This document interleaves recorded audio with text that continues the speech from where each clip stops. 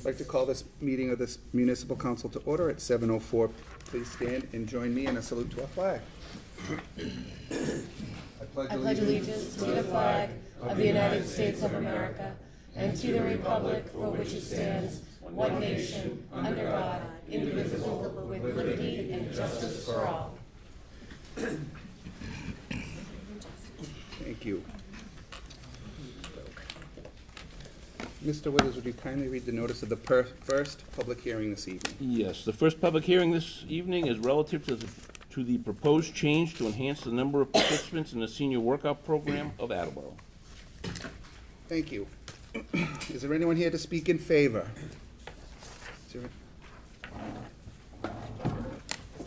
Yes, hello. I'm Joe Feroce, representing the Attleboro Council on Aging Board of Directors, and we have, actually, all the board members are here. Would you like to just stand momentarily?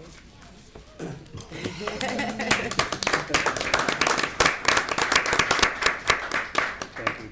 So regarding the property tax work-off program, yes, we're 100% in favor of increasing it from 120 to 150. There is already a waiting list of probably about 70 people, so there'll be no issues filling the remaining slots. Okay, and the way that it works is that the new people actually get first preference for the following year, so they'll all have a chance. So for this one, we totally support it. It's totally administered within the Council on Aging, and we will be able to handle that workload. There's one person who's designated to do all the administration for that, so. Okay? Great. No, hold on one second. Oh, yep. Any questions? Council Copus? So, I believe we're going from 120 people currently in the program to 150, correct? Yes. If, just ballpark, if you had to estimate, how many could you handle from an administrative perspective in the program? Probably not too many more than that. That's about the maximum. There is a lot of administrative work involved. A lot of it is manual, so they have to reapply every year. So, it is a lot of work for Sue Arujo, who's the person who administers the program. Perfect, thank you. Great. Any other questions? Council Blair? Did I understand you correctly? The 70 people you say are on a waiting list? Yes. They come first? They come This first. program is over? Yes. So you'll be dropping? Potentially some of the ones from this year will be dropped, yes. Okay. Yes. Any other questions? You're welcome. Council Waldman? Yes, So Todd. that everybody watching or here, could you comment on the different places that the work-off program occurs? Your knowledge. Sure, yeah, there are many of them. Many of them volunteer at the Council on Aging itself, receptionists and many other things. They volunteer at the police department, fire department, many of the public works departments, the library. Any others, Madeline, do you want to? Got the list. We have the list. It's Elections, compost, parks, the dog park, police, the pools, the van pools, the schools, veterans, so many, many places. yeah, and if I might just add to your request for more information. Prior to the last maybe 4 years, the program was rather static in the event that we had applicants, but we didn't have a wait list. Within the last couple of years, we've noticed that number of people applying for the program far exceeded our ability to place them. And so that was when we started to generate that wait list. I believe last year we had 40 people. This year, and the program starts January 1st, we already have 70. There are people that have been in the program for quite a few years, and it's a real struggle to take those people off the program because many of them are in their advanced ages, 80 and older, and they really are depending on this money.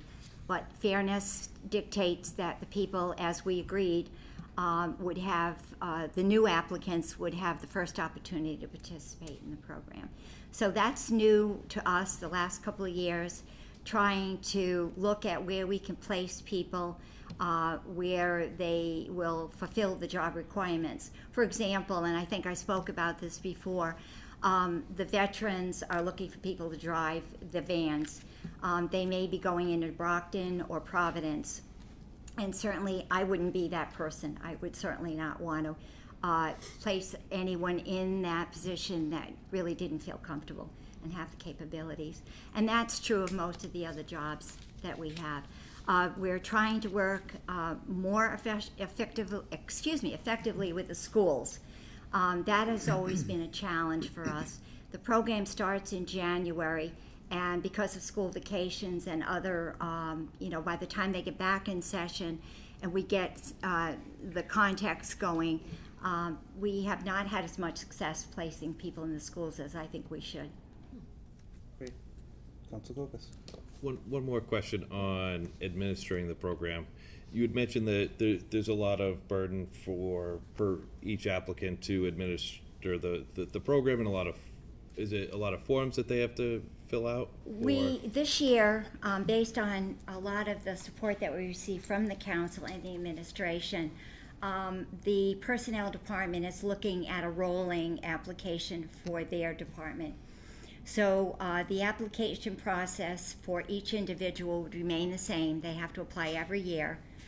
But the paperwork that's involved from our standpoint is going to be reduced. Hopefully this year we'll see a change. Are there state forms that we're required to fill out as part of this, or is it? It's an internal documentation. We are required to keep documentations on file for at least 7 to 10 years on each person's participation in the program. And for example, if you're working in the Veterans Department, then Ken Batisher would be signing off, validating that you did the service. Okay. Great. Any other questions? Thank you. Is there anyone else here to speak in favor? My name is Eleanor Clark. I'm a lifetime resident of the city of Attleboro. I worked for over 30 years with the police department. When I retired 18 years ago, Vicky Cassidy, and Vicky Nation asked me if I'd like to get on any of the commissions, and I picked the Council on Aging. So I've been with the Council on Aging for 18 years. I've been the chairman, and now I'm the co-chairman. I was with Madeline when this program started.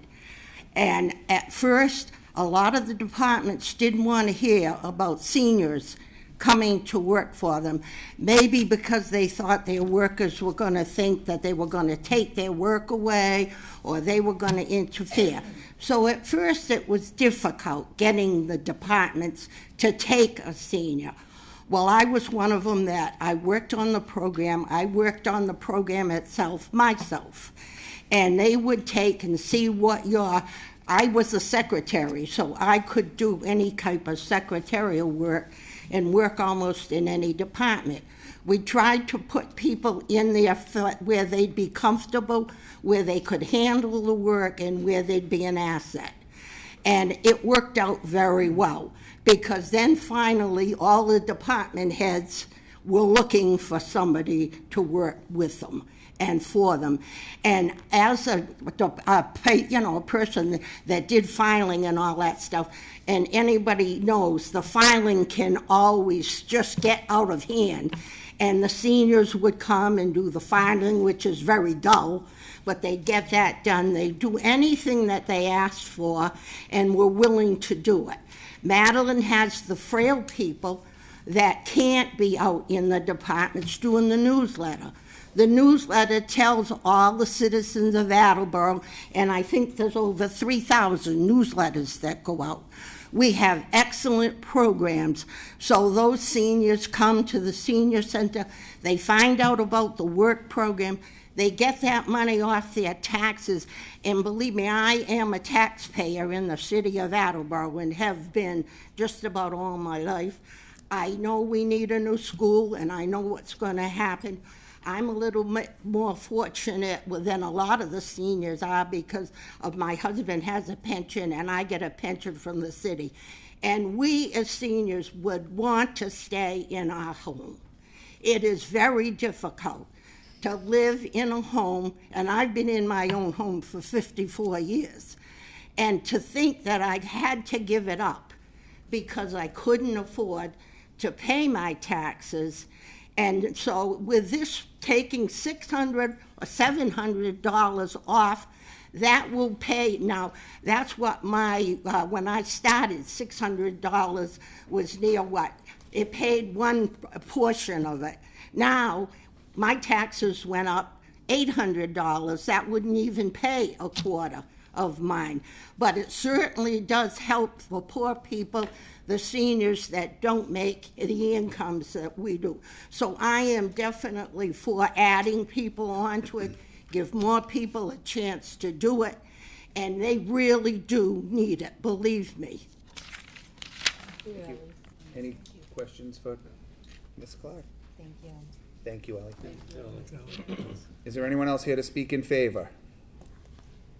Anyone else here to speak in favor? Anyone here to speak in opposition?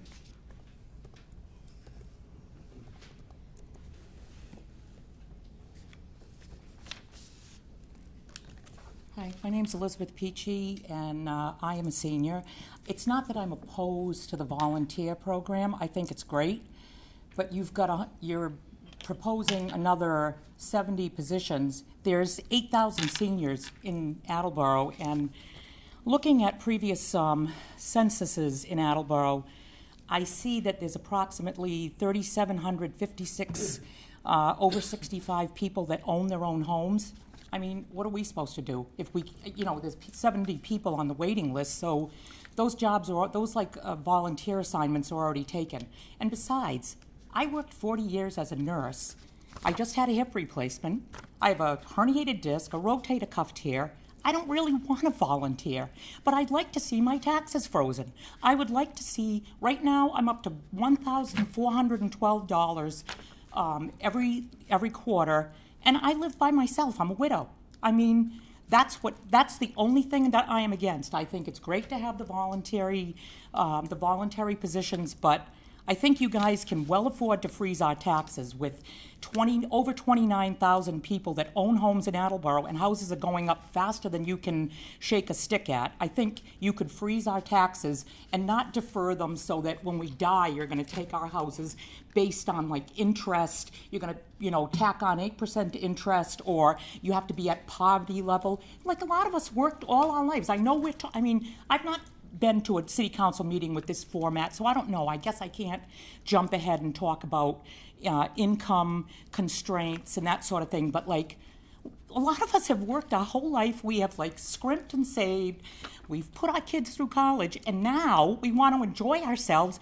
And if we're not being our Medicare is not going up, we have to give more money to the city. I think it's great to have a nice new high school. I went to Attleboro High. I think that's great, but I'm getting no benefit out of it. My son went to private school, so. That's what I have to say. I would like to see I'd just like to see a freeze with no strings attached for us homeowners. Anyone else here to speak in opposition? Anyone else here to speak in opposition? Anyone neither for nor against? Good evening. Frank Cook, 32 Division Street. Last time I got up here, I forgot to give my street address. One of those little things. It's good to be back in this chamber that I spent so many Tuesday nights for the first 18, 19 years of this century, but and to see so many of you that I worked with, once again. I'm a member of the, as you know, the Board of Directors of the Council on Aging, but these comments are not a reflection on Madeline or the COA. These are just my own thoughts that I wanted to share relative to some of these issues. First, I do want to thank the council and the administration for their efforts to start to try to address a lot of the concerns facing the senior population in our city. Yeah, I think that it's great that we're, at this point, we're actually looking at some of these changes that will have an effect, a positive effect on some people, as was heard. But it was pointed out with the going up from 120 to 150 people, an increase of 30 people. But as Madeline, I believe, has pointed out, there are over 70 people, on the waiting list waiting to do that.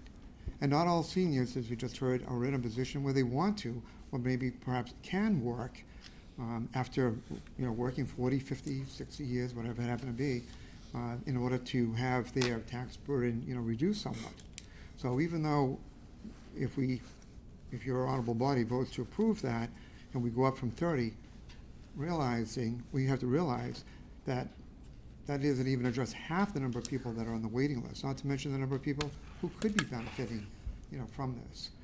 I think the idea of being able to lower that tax for those people from 8% to, I think it's 2%, 2.5%, for those who want to defer their payments, is good. I do know of in another community a family that actually had they had frozen their taxes, but when the property sold, the people, there was a family member who got it, and I'm not sure if that's the way it works here in Attleboro, but I believe it does, based on the state law.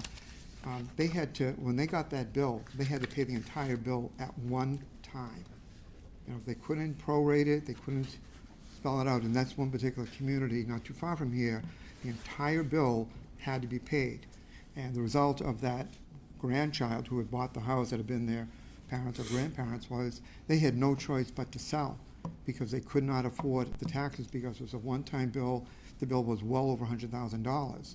So even though it appears that you can get a little bit of a savings in the long run, there's going to be a very big price to pay. At the proposed rate, being down from 8%, of course, is a lot better. But you can see the type of problem, that we can be faced with that type of a situation. Again, I applaud the actions that have been taken so far towards these measures in terms of helping the seniors. But at the end of the day, I tend to think that it's one of these things that we can stand here, we can beat our chest and say, look what we're doing for the seniors. But in reality, we're not going to be helping that many seniors, to the extent that this legislation may otherwise be implying. The woman who just spoke, I thought, eloquently pointed out some of those very facts. One of the things that we're all heading closer and closer every day, towards retirement. And one of the things that has struck me as I started to look at these issues, and I started to look at it before I even thought of, or before I was even invited to join, the Council on Aging, from having sat in the seats that you all sit in now. I remember getting phone calls from seniors, saying, do I put fuel in my tank, food on my table, or do I get my meds? Because the increase in taxes and the increase in the cost of living is so much greater than what those who are on fixed incomes are actually bringing in. And it's sad to say, but we like to think in Massachusetts, in many cases, that we're better than all the other states, in terms of our education system, in terms of the way that we view social policies and so forth. But sadly, in talking to some friends who live in other communities who are involved in elder affairs, this state does a lousy job. The Sun Chronicle earlier this year, I think it was in March or April, had an article that out of the 50 states, this state ranks 49th as the worst state to retire in. Worst state to retire in, something we're all heading towards. I think when the census is done next year, the year after, we're going to see that the grain of our Commonwealth is going to be increasing. There are a number of people, as we know, who are bailing out of this state, and they're going to other states. And when you start to look at some of these other states and what they offer, in terms of seniors, in terms of, the amount of their retirement income, in which they don't pay a state income tax on. For example, in Georgia, if you're 62 to 64, I believe it's $35,000 of your retirement income, there's no state income tax on. And there's another $4,000 in earned income that likewise there's no state income tax on. In terms of some of the other programs that are even offered, for example, being able to take, courses at the local college, tuition-free at a state university. These are some of the things that are being offered by other states. And when you look at the tax benefits in terms of, freezing the tax rate for seniors or people who have lived in a community or a state for, I think it's like 20, 25 years, 30 years. You look at Delaware, for example, where after you've been there a resident a certain number of years, they freeze your tax levels. And I think that's part of the way that we have to go. The problem is that I don't believe that at the State House, despite the efforts of our local people, and this is not a reflection on them at all, I don't think there's the will at the State House to try to address this and change it. And the only way that we're going to start to change this, I believe, is for the communities are going to have to start to band together. Some of you remember several years ago when, a few years after we finished our brand new water treatment plant, the state came back and said, oh, we have to make some changes. You have to make some changes in your plant. We just spent, I think it was $15 million or $30 million or whatever it happened to be. I don't remember the number. But we had upgraded our treatment plant. And then the state DEP came down and said, oh, you have to make these other changes in your plant, which is only about 2 years old at the time, in order to remove another percentage of, or reduce the percentage of nitrogen going back in.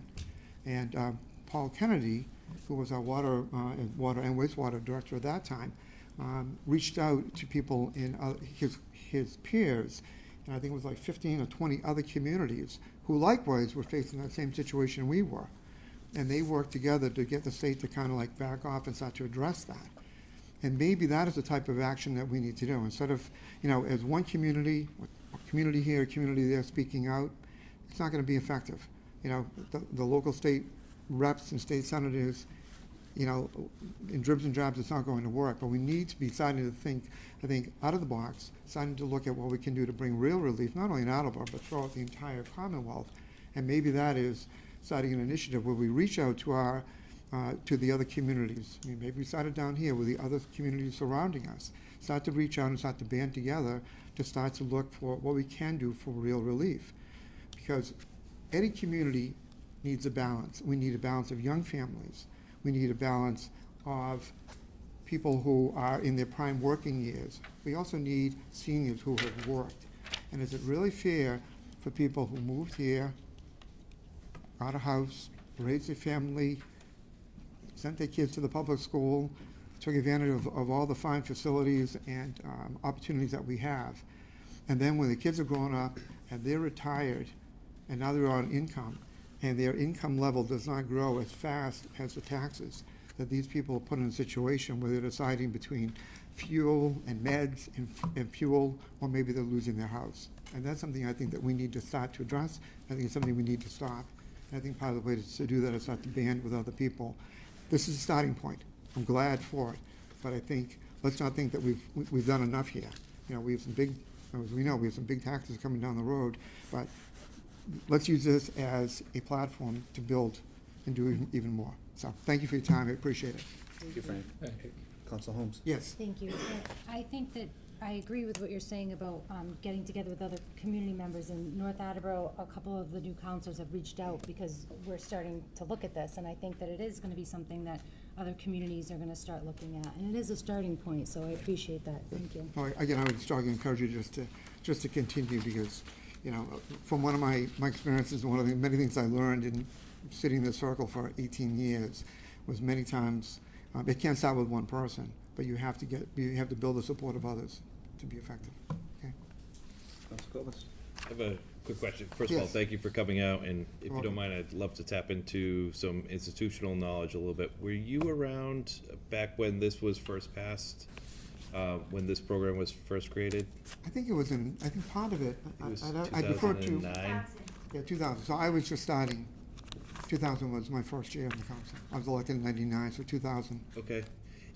Do you remember if, have we seen any increases in the amount paid out as part of this program?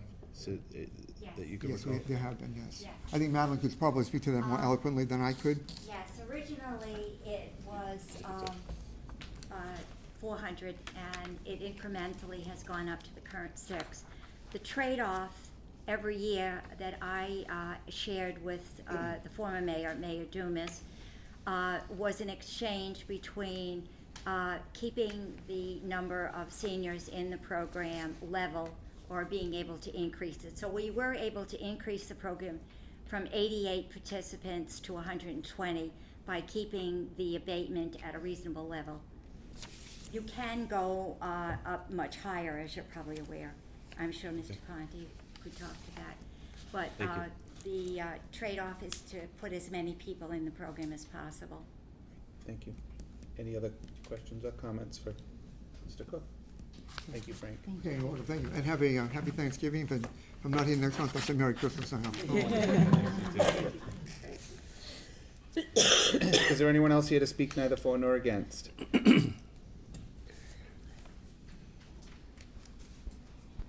Hello. Excuse me. I am Denise Preston, 121 West Street in Attleboro. Didn't actually plan on speaking tonight, so forgive me. I'm here because the night the school passed, with such resounding numbers, I knew that seniors came out and did the right thing for Attleboro and for the Attleboro schools. And so tonight when I came home and I knew this public hearing was happening and I was tired and whatever, I'm like, no, I need to do my part for seniors. So I don't have anything new to say except that I'm a parent. My eldest is going to be the first child to graduate from the new high school. My second will be the first to have 4 years in the new high school.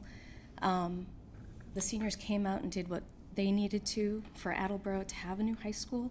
And I feel like the parents and the rest of Attleboro needs to come out and do what's right for our seniors to make it more affordable. I'm speaking neither for nor against for the same reasons that former Councilor Cook did. And I applaud Councilor Kobus's question, right? How many could we put in the program? And it seems to me to be a staffing issue. You know, could we have more participants in the program if we could have, you know, more staffing in the Council on Aging, which is already struggling? So I think that's a great question, and this is a win-win, right? The city is getting services throughout their departments. You've got seniors engaging in their community, and you couldn't hire people in the open market for that amount of money. So we're increasing city services. We are giving seniors tax abatements. This is a win-win-win. So I applaud the efforts here. I would love to see it expanded.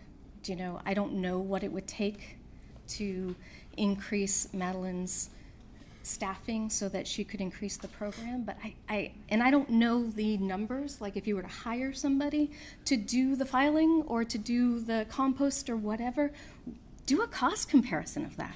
I would bet you anything this is a win-win-win. So that's... Any questions for Mrs. President? Councilor Blair? Just to thank you, yeah, really. Yeah, I know what the seniors are going through. Believe it or not, I'm a senior. I'd love to hear somebody like yourself, who was so much in favor of the schools, I can tell, the new school, but also realize how much the senior citizens of Attleboro did when they get out to vote for that school. And a lot of them voted for it that couldn't afford it. But not only this program has to be expanded somewhat, but that young lady that got up prior to you, I think she's got a heck of an idea freezing the taxes for the city. And I'll do all I can to see that that happens. Thank you. Thank you. Any other questions for Denise? Thank you. Thank you, Denise. Anyone else to speak neither for nor against?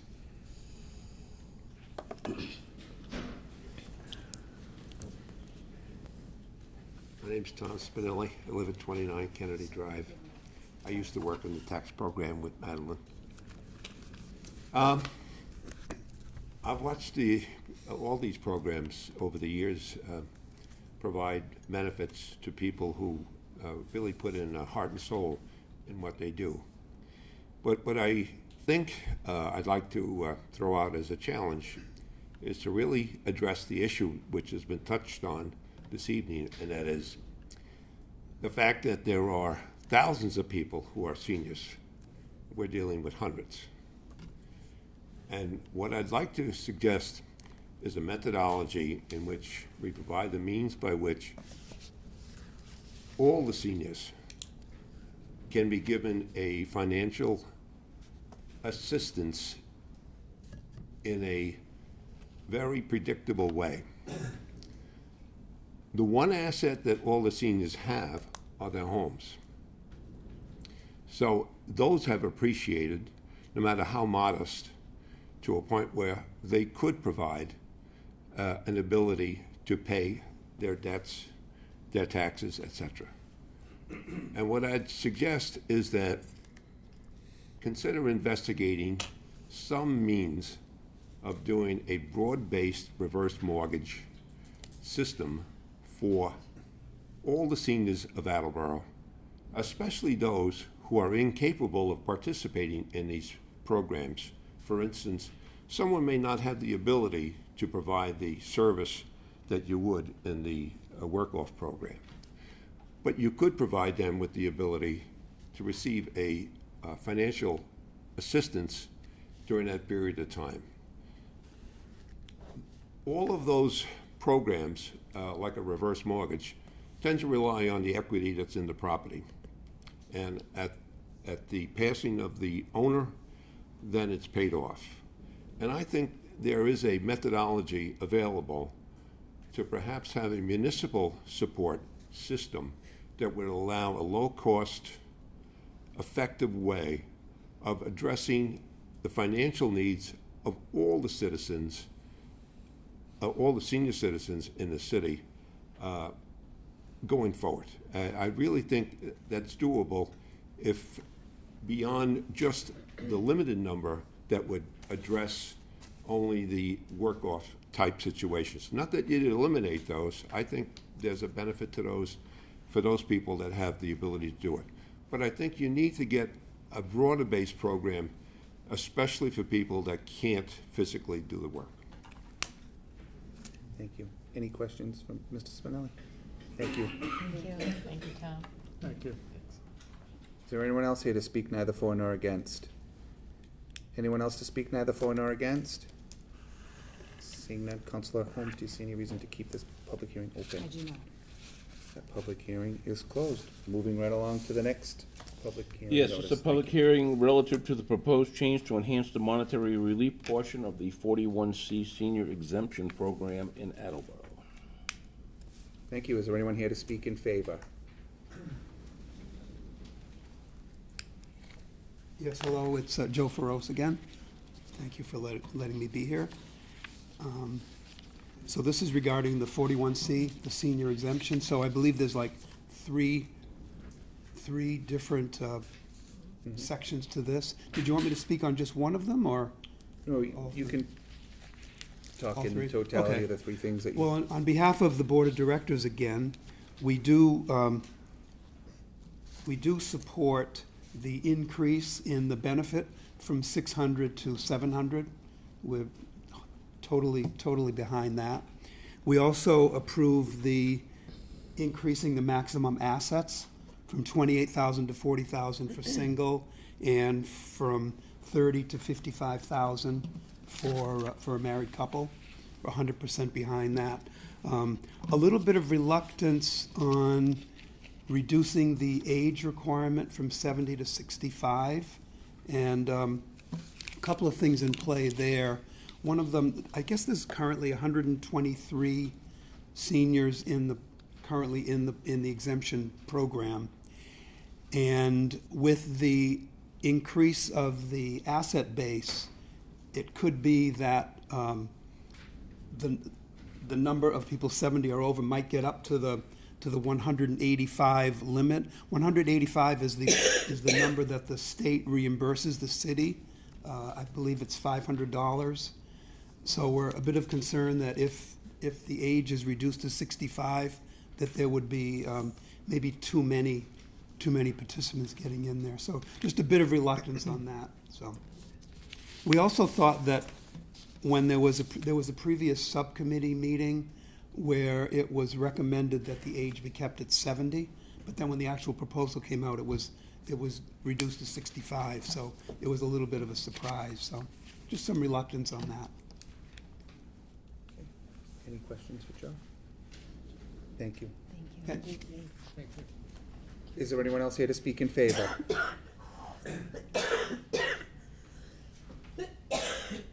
Excuse me. Elizabeth Peachy again. So, Joe, how old are you? 76.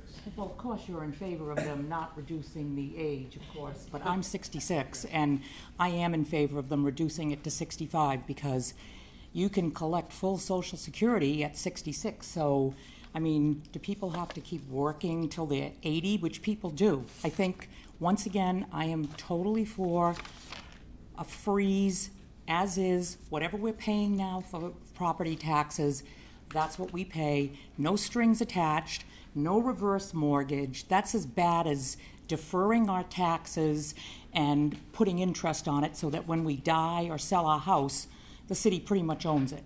I mean, we have worked for years and we just want to stay in the city, we want to stay in our homes.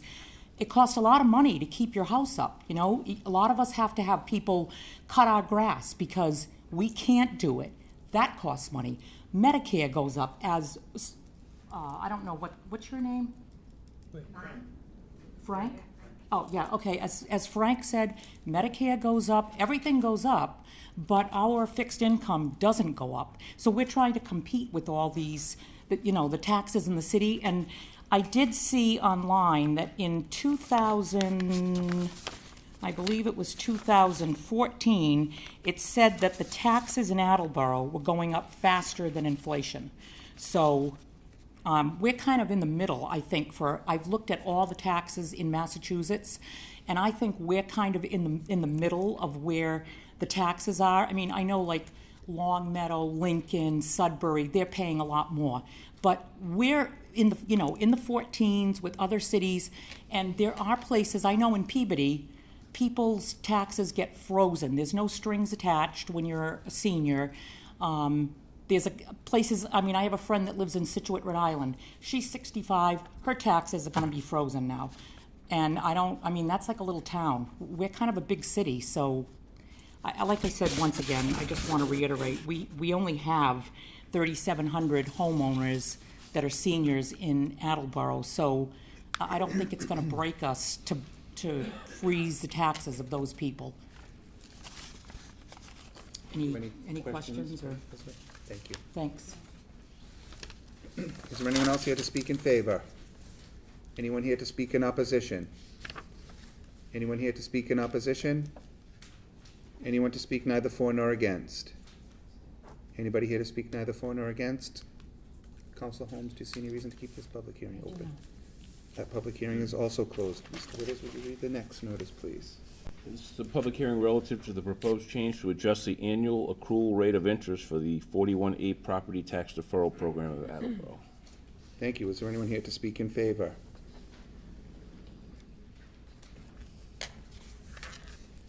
Hello, it's Joe Ferros again. 100% in favor of this, reducing the interest rate from 8 to 2.5. I mean, 8%, if you deferred, say, $4,000 of property tax and had to pay 8%, that can really accumulate to a huge amount over a number of years. So reducing that to 2.5% we're strongly in favor of that. Thank you. Thank you. Any questions? No. Thank you. Council President. Yes, Heather. Hi. Hi. Thank you for coming tonight. I appreciated your honesty on the last public hearing. I know it's closed, but with your concerns with the space in there, and then the numbers. So I appreciated your review of that, and thank you for coming out tonight and being incredibly well informed about each one of those. Thank you. All right. Thank you. Thank you. Yes, Councilor Ty. Waterman. Just out of curiosity, do you or does the Council of Aging have any idea how many people actually use this program at 8% now in the city? No. I think only the city assessor's office might know that. That's what I would have thought. But we do hear the stories. I think Frank mentioned one of them where the homeowner passes away, and then the children are going to inherit the property, and they find out that the amount that is owed because they've been deferring taxes for so many years was an exceedingly high number. So instead of being able to move into the house, they're having to sell the house instead. So cutting the interest rate to 2.5 will alleviate a lot of that. So, but I think only the assessor's office would know that. Madeline, we don't have any way of knowing that, do we? I did ask Laura Gignon that, and we right now don't have an answer to that. Okay. I don't. Councilor Kovas, did you have a question? I did, so if we were to reduce this to 2.5%, and I think, Councilor Reynolds, you had mentioned that there's a general suggestion that as opposed to doing something like this or a reverse mortgage, that people put their houses in a trust or something like that. Do you have any information on what you guys suggest to seniors when they're coming to you with troubles? Would this be, with a 2.5% interest rate, would it be an attractive program, do you think, for seniors, or? I think so. Okay. I'm not sure if you're aware, but I also coordinate the income tax program at the senior center. So a lot of times, so we have a lot of people that come in and qualify for the circuit breaker tax credit, and a lot of times they're asking us for other ideas. So we do tell them about the deferred, the over 70, which may become over 65 exemption. We do tell them about that because that one has had very little publicity. I also think, Todd, the deferred tax proposal, I think that's had very little publicity. So I just don't think people even know about that. And I think when they hear the 8% interest, it kind of scares them away. So. Thank you. Thank you. You're welcome. Thank you. Is there anyone else here to speak in favor? Anyone else here to speak in favor?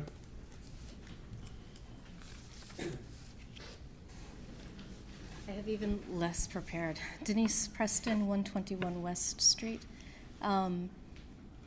I guess I just want to say it makes absolute sense to bring that interest rate down. What pays that interest rate now, right? And, with this deferment program, you're at an 8% interest rate, you are adding to the possibility that people can't actually inherit these homes. And that's a sadness. I think that is a shame that, the children or the grandchildren are being forced to sell this home because of the deferred taxes. And I think having those taxes not accumulate as quickly, I think is a kindness, shall I say. So totally in support of it. Again, parent of 2 kids who will benefit from this school. We need to do right by our seniors. Thank you. Any questions for Denise? Thank you. Thank you. Thank you. Is there anyone else here to speak? Where was I? In favor? In favor, yeah. In favor. I'd just like to say that people that have their tax bill come the quarter, and maybe at that particular time they're having a tough time getting their bills paid, so they defer the tax for a year or however. 8 or 5, that amount of money is what the state allows, that percentage is what the state allows you to charge. Well, they maybe come next year, they can't pay it again. What happens? It keeps accruing at that amount, and the lower tax with the 2% would certainly rise too, but at the time the person needs to have his house sold or whatever, the amount of money that has to be paid back naturally would be much less because the percentage is less. And a lot of families, they don't know their parents. I'm a parent, and a lot of things my children don't know either about that they deferred their payment because they couldn't afford it. And then when the time comes that the parents pass away, the house is there, and then all of a sudden they say, oh, you owe the city of Attleboro X thousand amounts of money because your parent took and did a deferred payment, So the city naturally is entitled to that money. So then at 2%, yes, at least the city, you're getting some amount, a percentage much lower. And I think it's something to greatly think about for the seniors that do defer their taxes and try to pay them at a later date. Any questions for Ms. Black? Thank you, Ellie. Thanks, Ellie. Anyone else here to speak in favor? Anyone here to speak in opposition? Anyone here to speak in opposition? Anybody here neither for nor against? Joe? I So, do Joe, want to just thank you. one Oh, thing. sorry, I'm sorry. So you gave testimony under, in favor for this one? And you can do it you get one bite at the apple. Oh, okay, I wanted to speak on some other topic. Would I be allowed to do that? No. Oh, okay, sorry. You can later in the meeting, if you want to stick around for committee of the whole, you could, but not at this point. All right, sorry. Just to Elizabeth Peachy, just to reiterate, I'm against the deferment. I mean, I really appreciate, Mrs. Preston, is it? I really appreciate what you said about, the seniors. I mean, I voted for the new high school, but I think the deferment is wrong. Once again, people, you want to keep your house, you want to keep it in the family, you don't want to give it to the city. We've already given our blood to the city, so, in the form of taxes. So I'm against the deferment, against the voluntary assignments in order to get money off your taxes. There's just not enough positions, and the income, I don't think there should be any limit on the income. Thank you. Thank you. Is there anyone else here to speak neither for nor against? Anybody else here neither for nor against? Seeing none, Council Holmes, do you see any reason to keep this public hearing open? That public hearing is also closed. And, Excuse me, Mr. President. yes, Could we switch up 4 and 5, public hearing?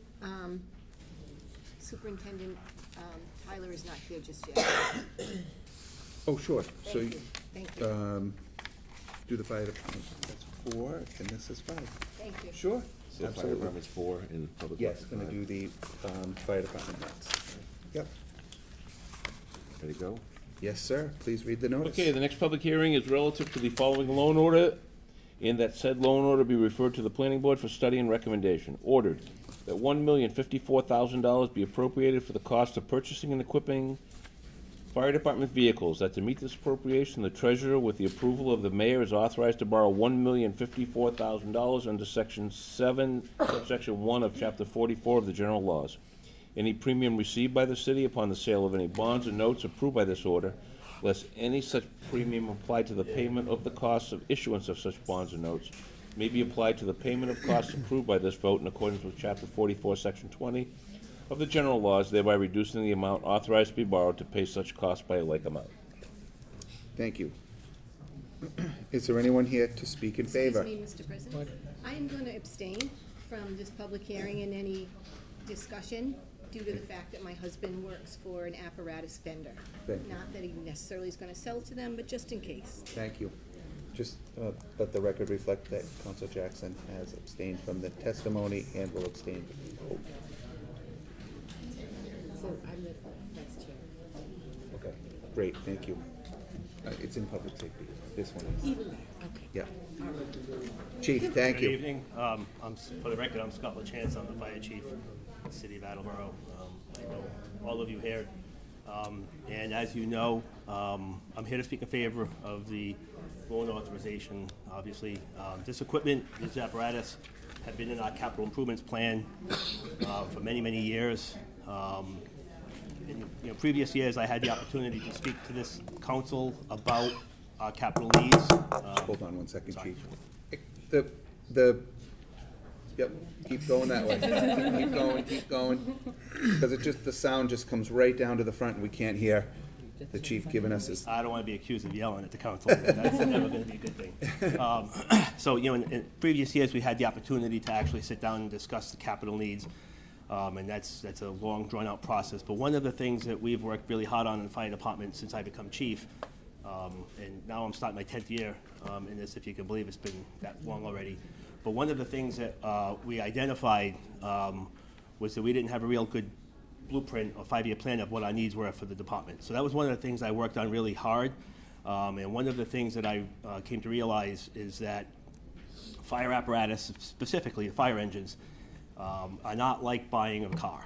And many people don't know that. So if we get the go-ahead today, we don't take delivery of that vehicle for a year. So it's complicated when we're projecting our needs. We're really, when I say something's urgent, it's not urgent like I need it now because we can't get it now. It's urgent that we need to get it in 9 months or 12 months. So that's part of the thing to make it complicated. The other thing that is just the cost of the apparatus is so much money that everybody certainly justifiably looks at it and says, wow, that's a lot of money. One of the problems with fire apparatus is that each new generation there's new NFPA standards. And while we're not obligated by law as a municipality to follow all NFPA standards, no fire apparatus manufacturers build trucks that don't meet every NFPA standard. So as the standards change, they have to put new protections in the vehicles. Now all the fire engines have rollover protection. They have a whole new emission system, diesel exhaust fluid, so you would know about that. It's horrible, but it adds $50,000 to the cost of the vehicle, plus $10,000 to $15,000 of maintenance costs every few years.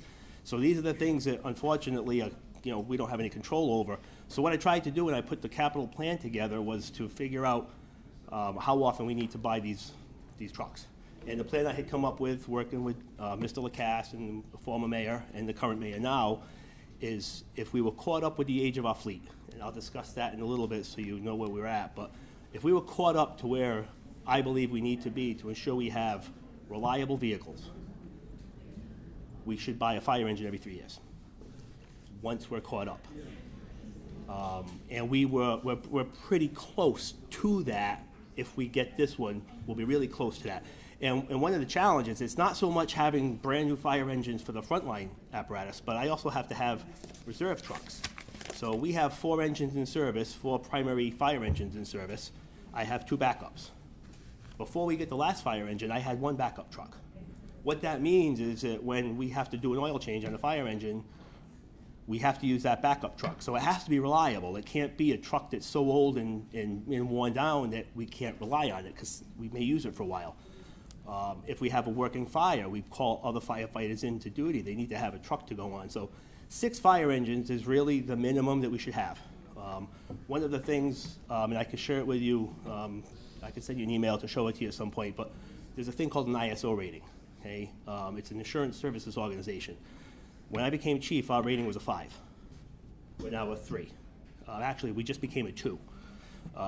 And out of the thousands of fire departments that they rate in the country, there's only a handful that get to that 2, maybe a couple of hundred. That number absolutely affects homeowners insurance rates. It also has a bigger effect on commercial insurance rates. And what it is a good measurement. It's kind of an objective measurement of where we're at for fire protection. And it counts staffing, it counts equipment, they count backup trucks, they count fire department training, they count water supply, hydrants, all kinds of stuff, dispatch. If we're not careful and the age of the fleet changes, those numbers can change. So not that I'm a firm believer in only doing something to reach a number. It is a good way to see that we're going in the right direction. So the long and short of it for the current fleet is we have our 4 main fire engines. Let me give you the years of them. Engine 1 at headquarters is our newest truck. It's a 2019.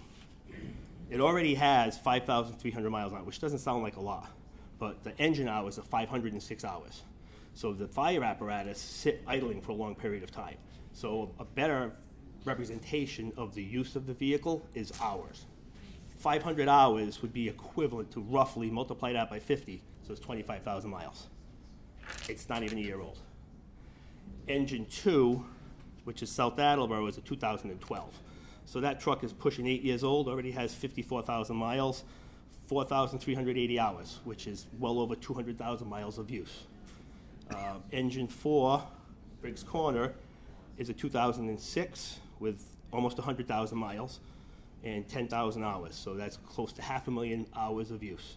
And then engine 5 is also relatively new, 2017, with 2,400 hours. That's not really our major problem. The bigger problem is our reserve trucks. We have a 2001 with 120,000 miles, 70,000 hours. That's like 350,000 miles of use. And then our other reserve is a 1998 with 112,000 miles. And part of the problem is as the vehicles get to that age, the repairs become so much. I have some data. I don't have it for this fiscal year yet because it would have been a little bit misleading because we're so early in the fiscal year. But for 2018, if I add the cost of our maintenance of vehicles account, which is a services account, major vehicle repairs, and our supplies for vehicles repairs, $61,000. 2019 was $100,000. Okay, now that could fluctuate. I'm not going to tell you that it can't, but the problem when the trucks get older, we can spend $15,000 on a repair, put the truck back in service. Because of its age, usually what happens is something else is going to go wrong. A turbocharger on an older fire engine, $5,000. Transmission, $15,000, $20,000. Fire pump, $25,000. And now what we're doing is we're putting that money into something that's not really fiscally responsible because more than likely we're going to have other breakdowns. So part of what my plan was, and this was discussed with the council, was that if our fleet was caught up to age, and we bought one every 3 years, we would never have a frontline fire engine that was more than 12 years old.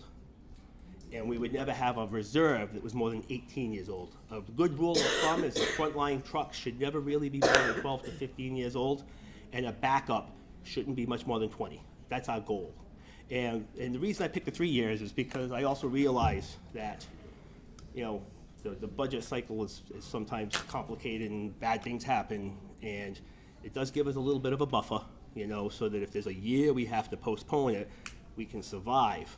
But this particular loan authorization will get us right to where we want to be. Of course, it'll take a year for it to happen, but at that point, we'll be in a good spot with the fleet for the fire engines. The ambulances, it's the same thing. The problem with the ambulances that we're running into now is the volume is just, it's going through the roof. And now the ambulances transport to Rhode Island Hospital quite a bit. So it used to be Rescue 1 at headquarters, put on a lot more miles than Rescue 2. That's no longer really the case. The actual data for the rescues, just to put it in perspective, Rescue 2, which is a 2018, we've had it for about a year, has 22,000 miles already, has 1,200 hours, so it's roughly, multiply 1,200 by 50, so that's like 60,000 miles. And once these trucks, especially the ambulances, they are diesel, so they do last long. The problem becomes reliability. Every time it doesn't start is somebody's call for help maybe being delayed. So we don't really want that to happen. It's never completely preventable, but obviously the older the trucks are, the more likely that is going to be. Which why, I always advocate that the frontline apparatus, really once they get out of the manufacturer's warranty for the drivetrain, which is usually 10 years, between 5 and 10 years for the major components. 5 years is usually bumper to bumper and up to 10 years for the drivetrain. There's a reason they're warrantying it, because they know that once you start to get past that, you're going to have the breakdowns and the cost is now going to be up to the city. And then the other thing, some of those repairs, like our Ladder 2 is out for repairs right now. It's probably going to be out of service for a month or two. And it's not anything major, it's just the nature of the repairs to the fire apparatus. As they get older, they can't get the parts, they have to special order the parts. Sometimes they have to fabricate them. So all of that takes, a significant amount of time. So, for those reasons, I ask the council support the authorization for it. It's essentially the same as we did 2 years ago, right before Mayor Haro took office. And I believe it's the same as we've done about 5 years ago for the last major purchase. And I'm happy to take any questions. Any questions for the chief? No criticism, however. Councilor Blair and then Delicio. Thanks, Chief, for coming. I want to thank you for the time you spent with me Absolutely. this week. My door's always open. Always has been, Chief. Always will be. And I appreciate the time and your expertise in explaining it. And I told you at the time, it wasn't anything that I was questioning you on or the need. Yep, understood. For those 2 units. My question was, and hopefully Barry's gonna answer some of that when he steps up, is how we're paying for it, what's coming off loan, and can we afford it? But we definitely need those 2 units. And your rationale was right to the point. Well, I appreciate that. Because if you can't take and maintain a unit and service it properly, and you don't have a backup, then you're not doing justice by that unit. Yep, that's correct. Maintenance is the key. As long as I've been on this council, I think you've heard me say this many times. If you're gonna buy it, maintain it. And you can't maintain these vehicles if you don't have enough vehicles backup to replace them while you maintain them.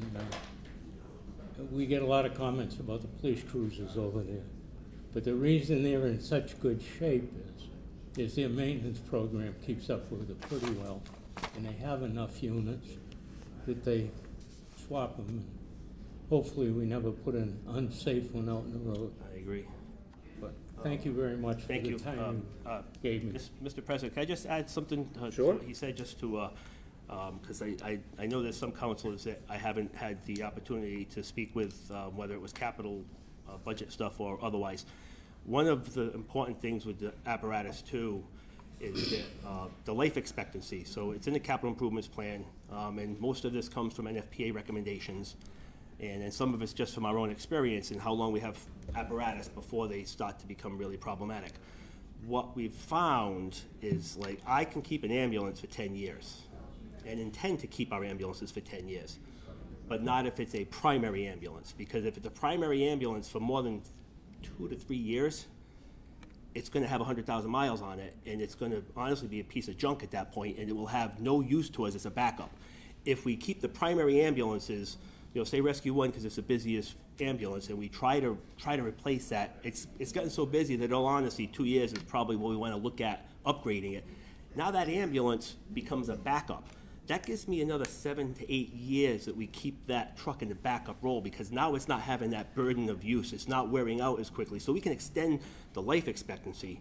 It's far better than running the primary trucks into the ground and then having reserves that are really falling apart and won't last very long. So, when I say the frontline fire engines, 12 to 15 years, that means that they get to be a backup for 8 years or 10 years or 12 years after that.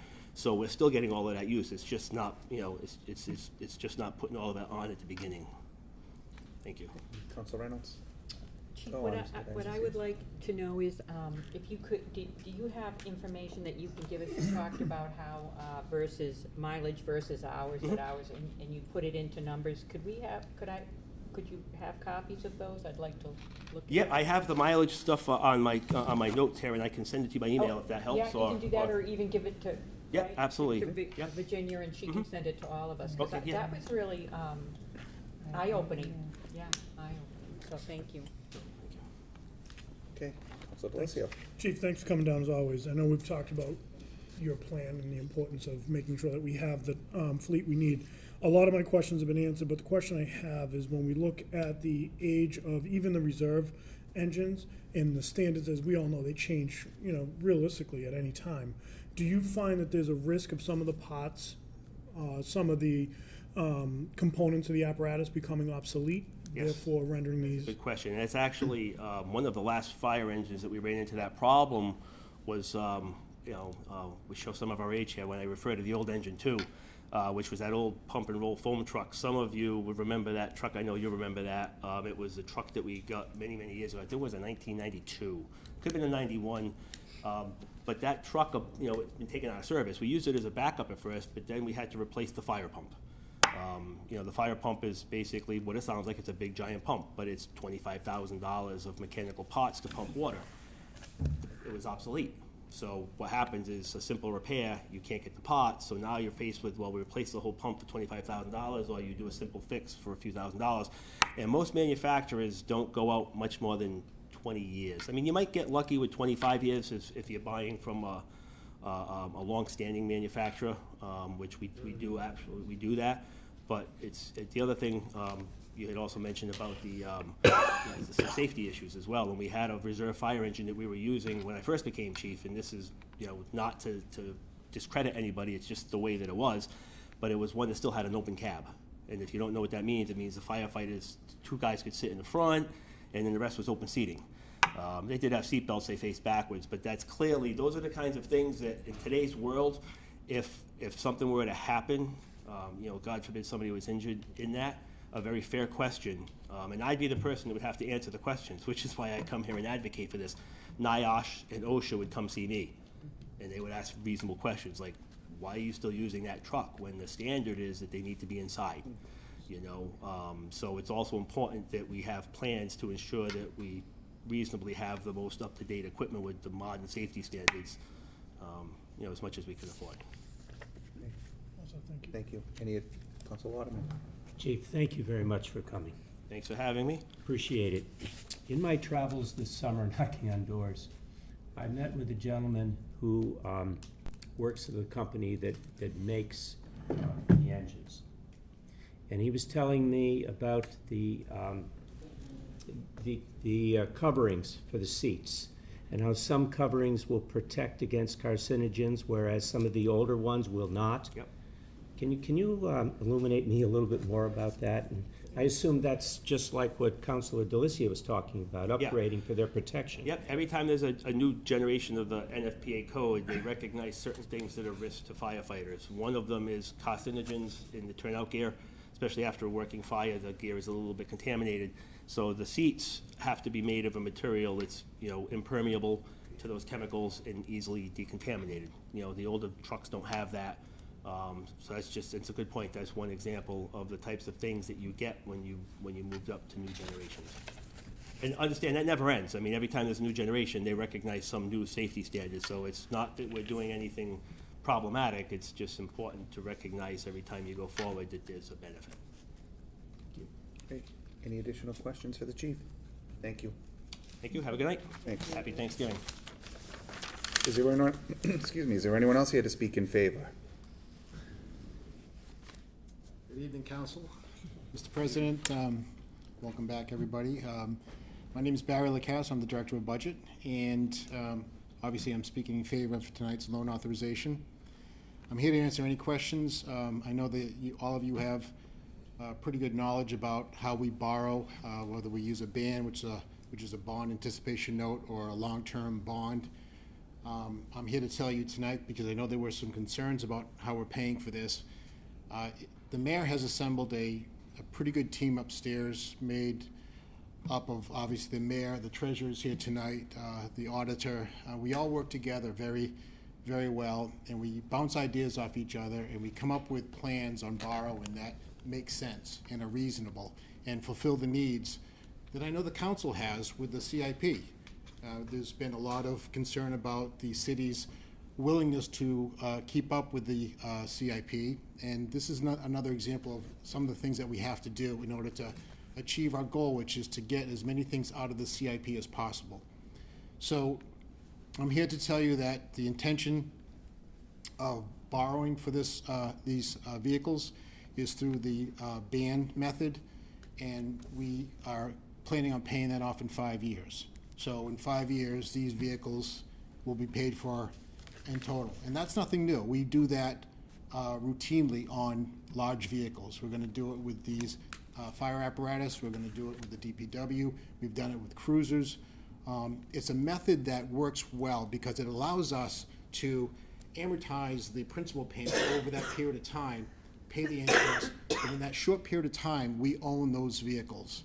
And that creates then capacity to move on to the next item in the CIP.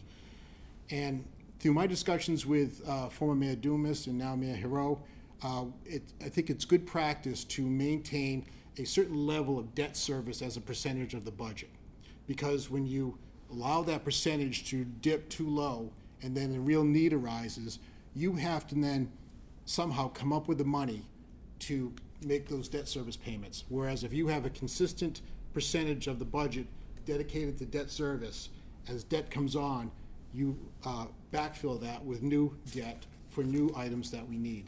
So right now we're about 3 or 4% the debt service as a percentage of budget. And that's what we'd like to maintain. So I know Council Blair talked about earlier about what debt's coming off. We had one of the payments on some other vehicles we made this year. We don't have to pay next year. So that's an example of about $100,000 that's come off. There's other debt service that has come off from last year to this year. That creates that capacity that I'm talking about. Right now, we have probably about $956,000 of debt service capacity that we have available going to FY21. If the Honorable Council votes this and the DPW vehicles, that will consume roughly half of that capacity. And I know that the council has concerns with other major capital projects, for example, the library. So we have some capacity there as well. So that's part of a long-range plan on what we plan to do for FY21 and beyond. So yes, we do have a method to pay for it. There is a reasonableness attached to it as far as debt policy. And nobody likes to borrow, and that's why we're borrowing for such a short a period of time for vehicles.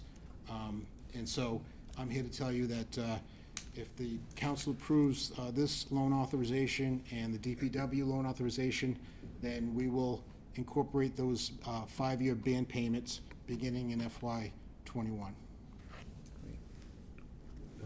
Vice President Parika was first, then Councilor Conti, Delicio, Dolan.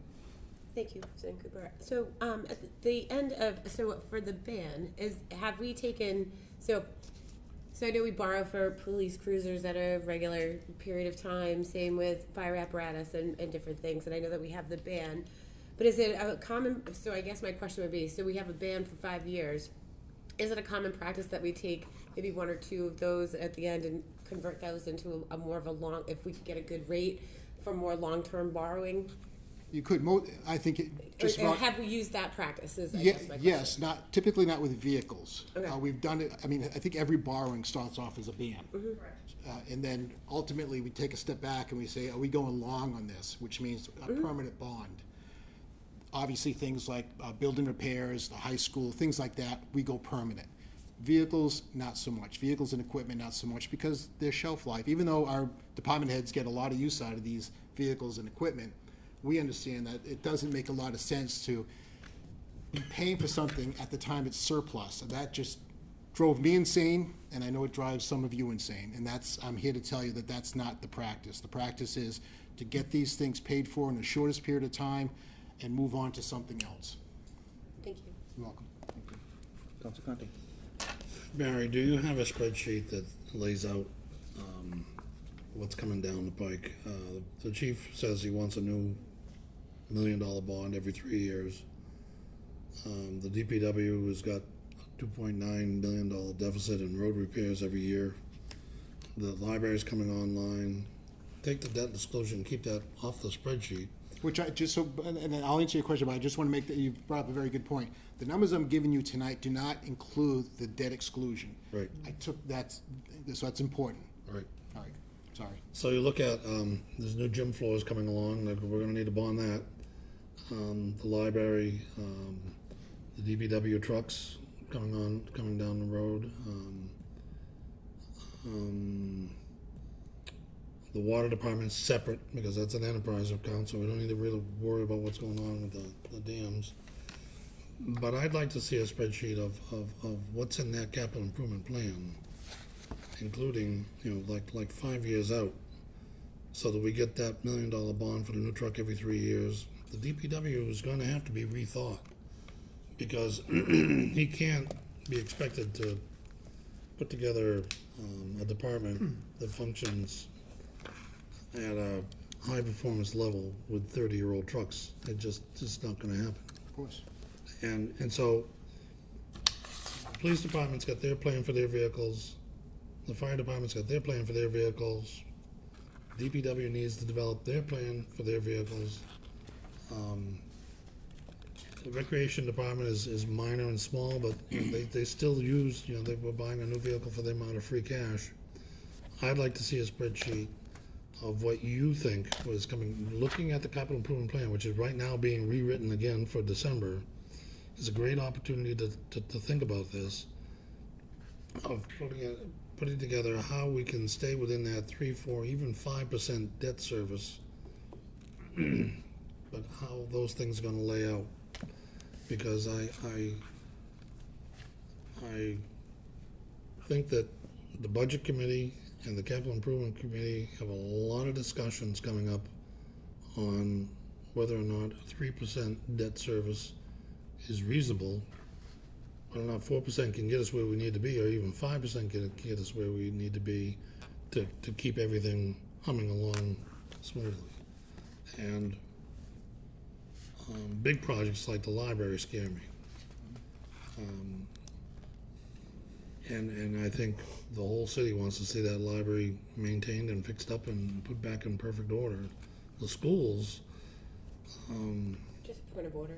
come into the same spreadsheet. And I'll shut up, and I think I made my point. And I think No, I know what I listen, want. I understand, and the spreadsheet that we always begin with is the infamous debt Bible.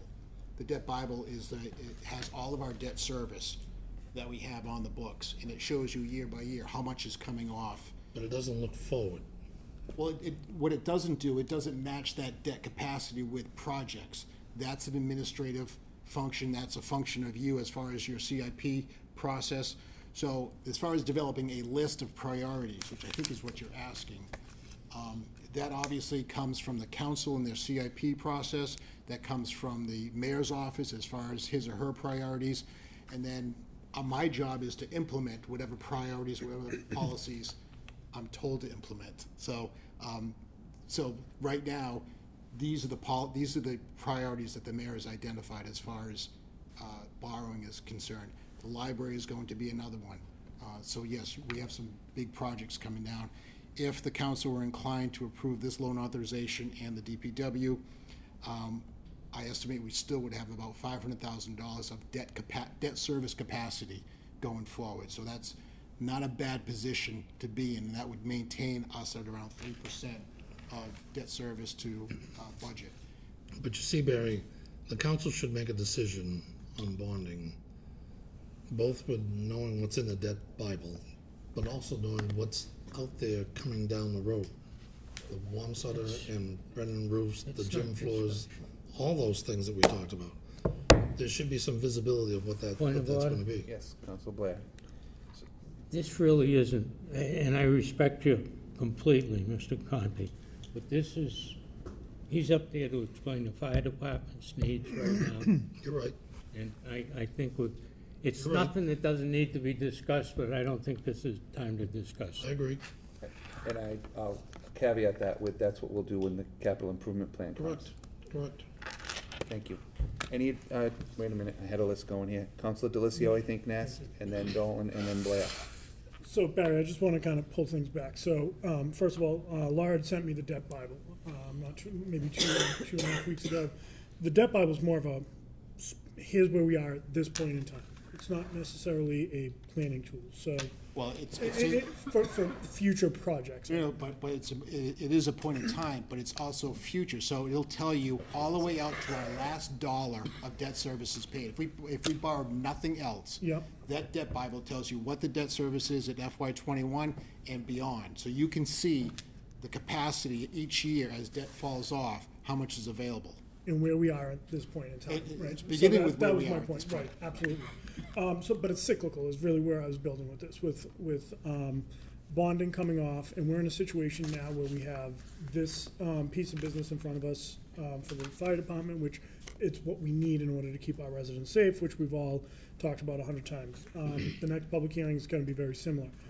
So in your opinion, what you're saying to us, if I'm understanding, is we have the debt capacity in order to be able to comfortably make this purchase. I would say, the budget is never comfortable. I mean, Well, but yes. Within that debt capacity. That's correct. Mhm. That's correct. Okay, thank you. Councilor Dolan. Hi. Hi. So, some of my questions already were answered. So if we were to make this purchase for fire and DPW, we would still be at the 3% debt capacity? Yes. And so when the chief was talking about getting a new vehicle every 3 years, and if we're doing the ban for 5 years, so does that mean, and again, this is only my first term, are we forever paying a debt to new fire vehicles? Well, again, that's a decision that you would need to make, and as the chief laid out a plan for replacing his vehicles, as the police chief has, is that, you know, it's kind of a rotating process where every year you're replacing vehicles, or every couple of years you're replacing a fleet of vehicles. So yes, it's really up to the department head and your honorable body as to whether or not that process makes sense. So Have we been doing that already Yes. before? Because, like I said, I can only speak to the 2 years I've been here. So we've maybe not on as a regular basis as some department heads would have liked. Okay. But yes. Approximate. The police chief has, ever since they stopped making Crown Vics, his process has been to replace his fleet with the SUVs. The fire chief as well. I mean, we've got we're paying still for some fire apparatus, and I think making the last payment this year. So yes, you'll have some departments that will always be rotating their fleet, because those are where, you know, the biggest needs are with public safety. DPW we're bringing on a little bit more too. They were in the last ban as well, and they're gonna be in this ban as well, as if you approve that. Smaller departments like recreation that might need a truck here and there, I think the administration's position is we'll try to do that with free cash. Or sometimes he'll gather several vehicles from several different departments and bundle them and do a ban on that. So it really depends upon availability of free cash. It depends on, you know, our ability to absorb more debt service. So there's a lot of variables that go into it.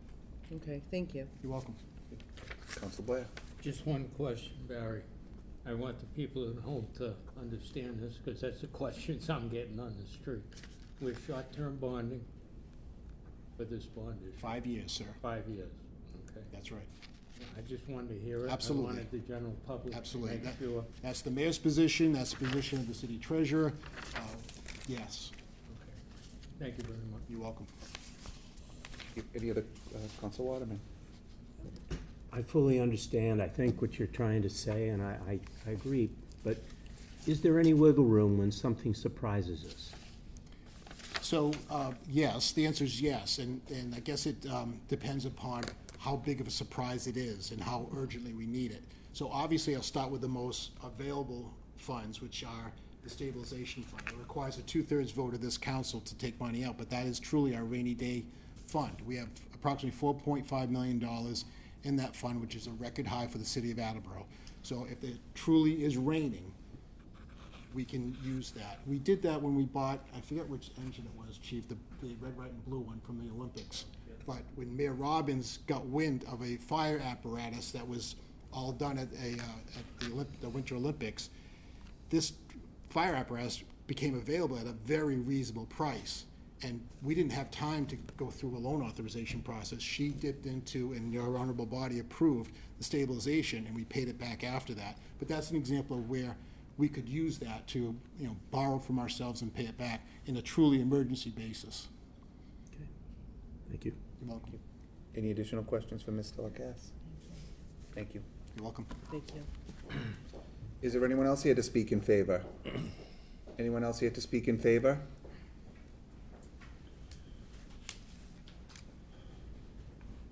Hi, my name's Laura Gignac. I'm the Attleboro City Treasurer.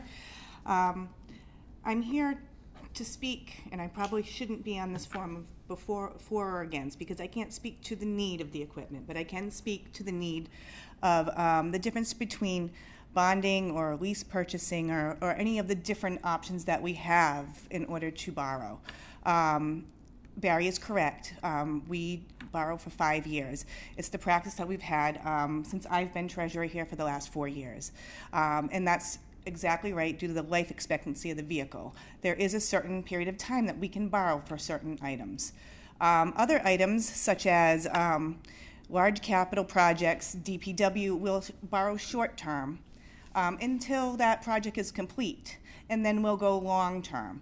So there's a methodology to borrowing. I think this is the best way to borrow for a project as such.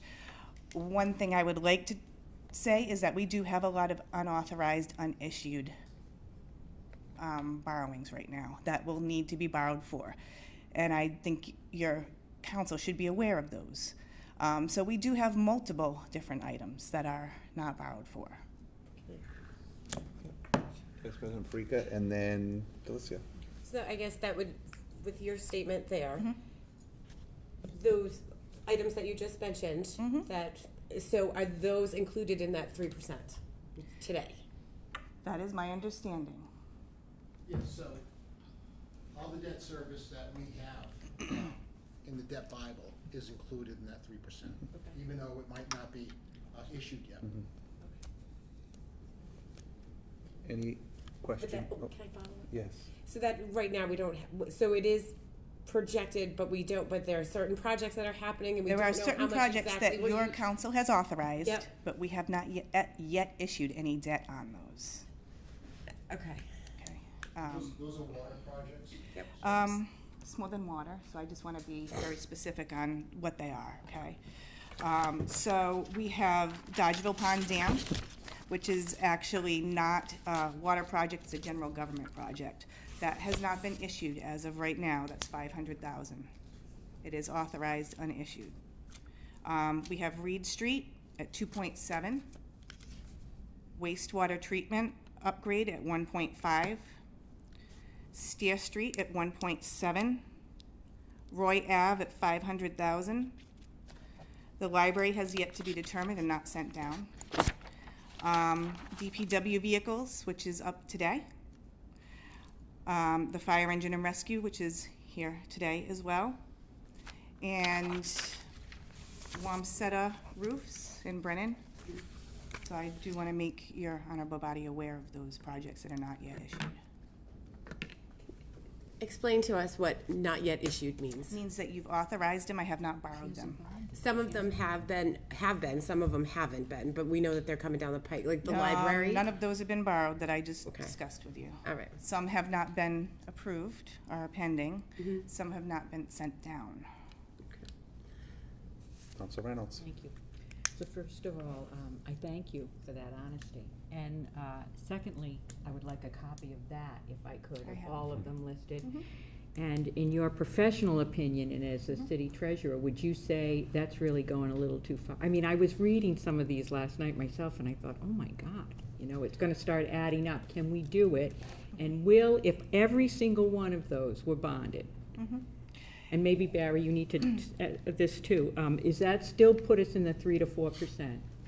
Or are now are we going like in dangerous? So before you answer, Yeah. Barry, I think it's important to pull out, is The it water. important to pull out Reed Street, wastewater 1.5, Steer Street 1.7, Roy Ave 500,000, because those are water, wastewater projects. Correct. That's an important. Right, that's so what I'm that then, the only one that's been authorized and unissued, I It's think, is Dodgeville. Dodgeville, which is $500,000. So everything else that the treasurer talked about has not been authorized by this council yet. These are concepts and these are ideas that I think the council supports, like the library I mentioned, but they have not been voted on. So it's not exactly fair to include that in the 3% because I don't know what those projects are going to be. so just so I'm clear, Barry, there's about 1.7 million that's before this honorable body today of the 5 projects that were sort of to be determined, That's right? correct. Because 2 of them are before us today at 1.7 million.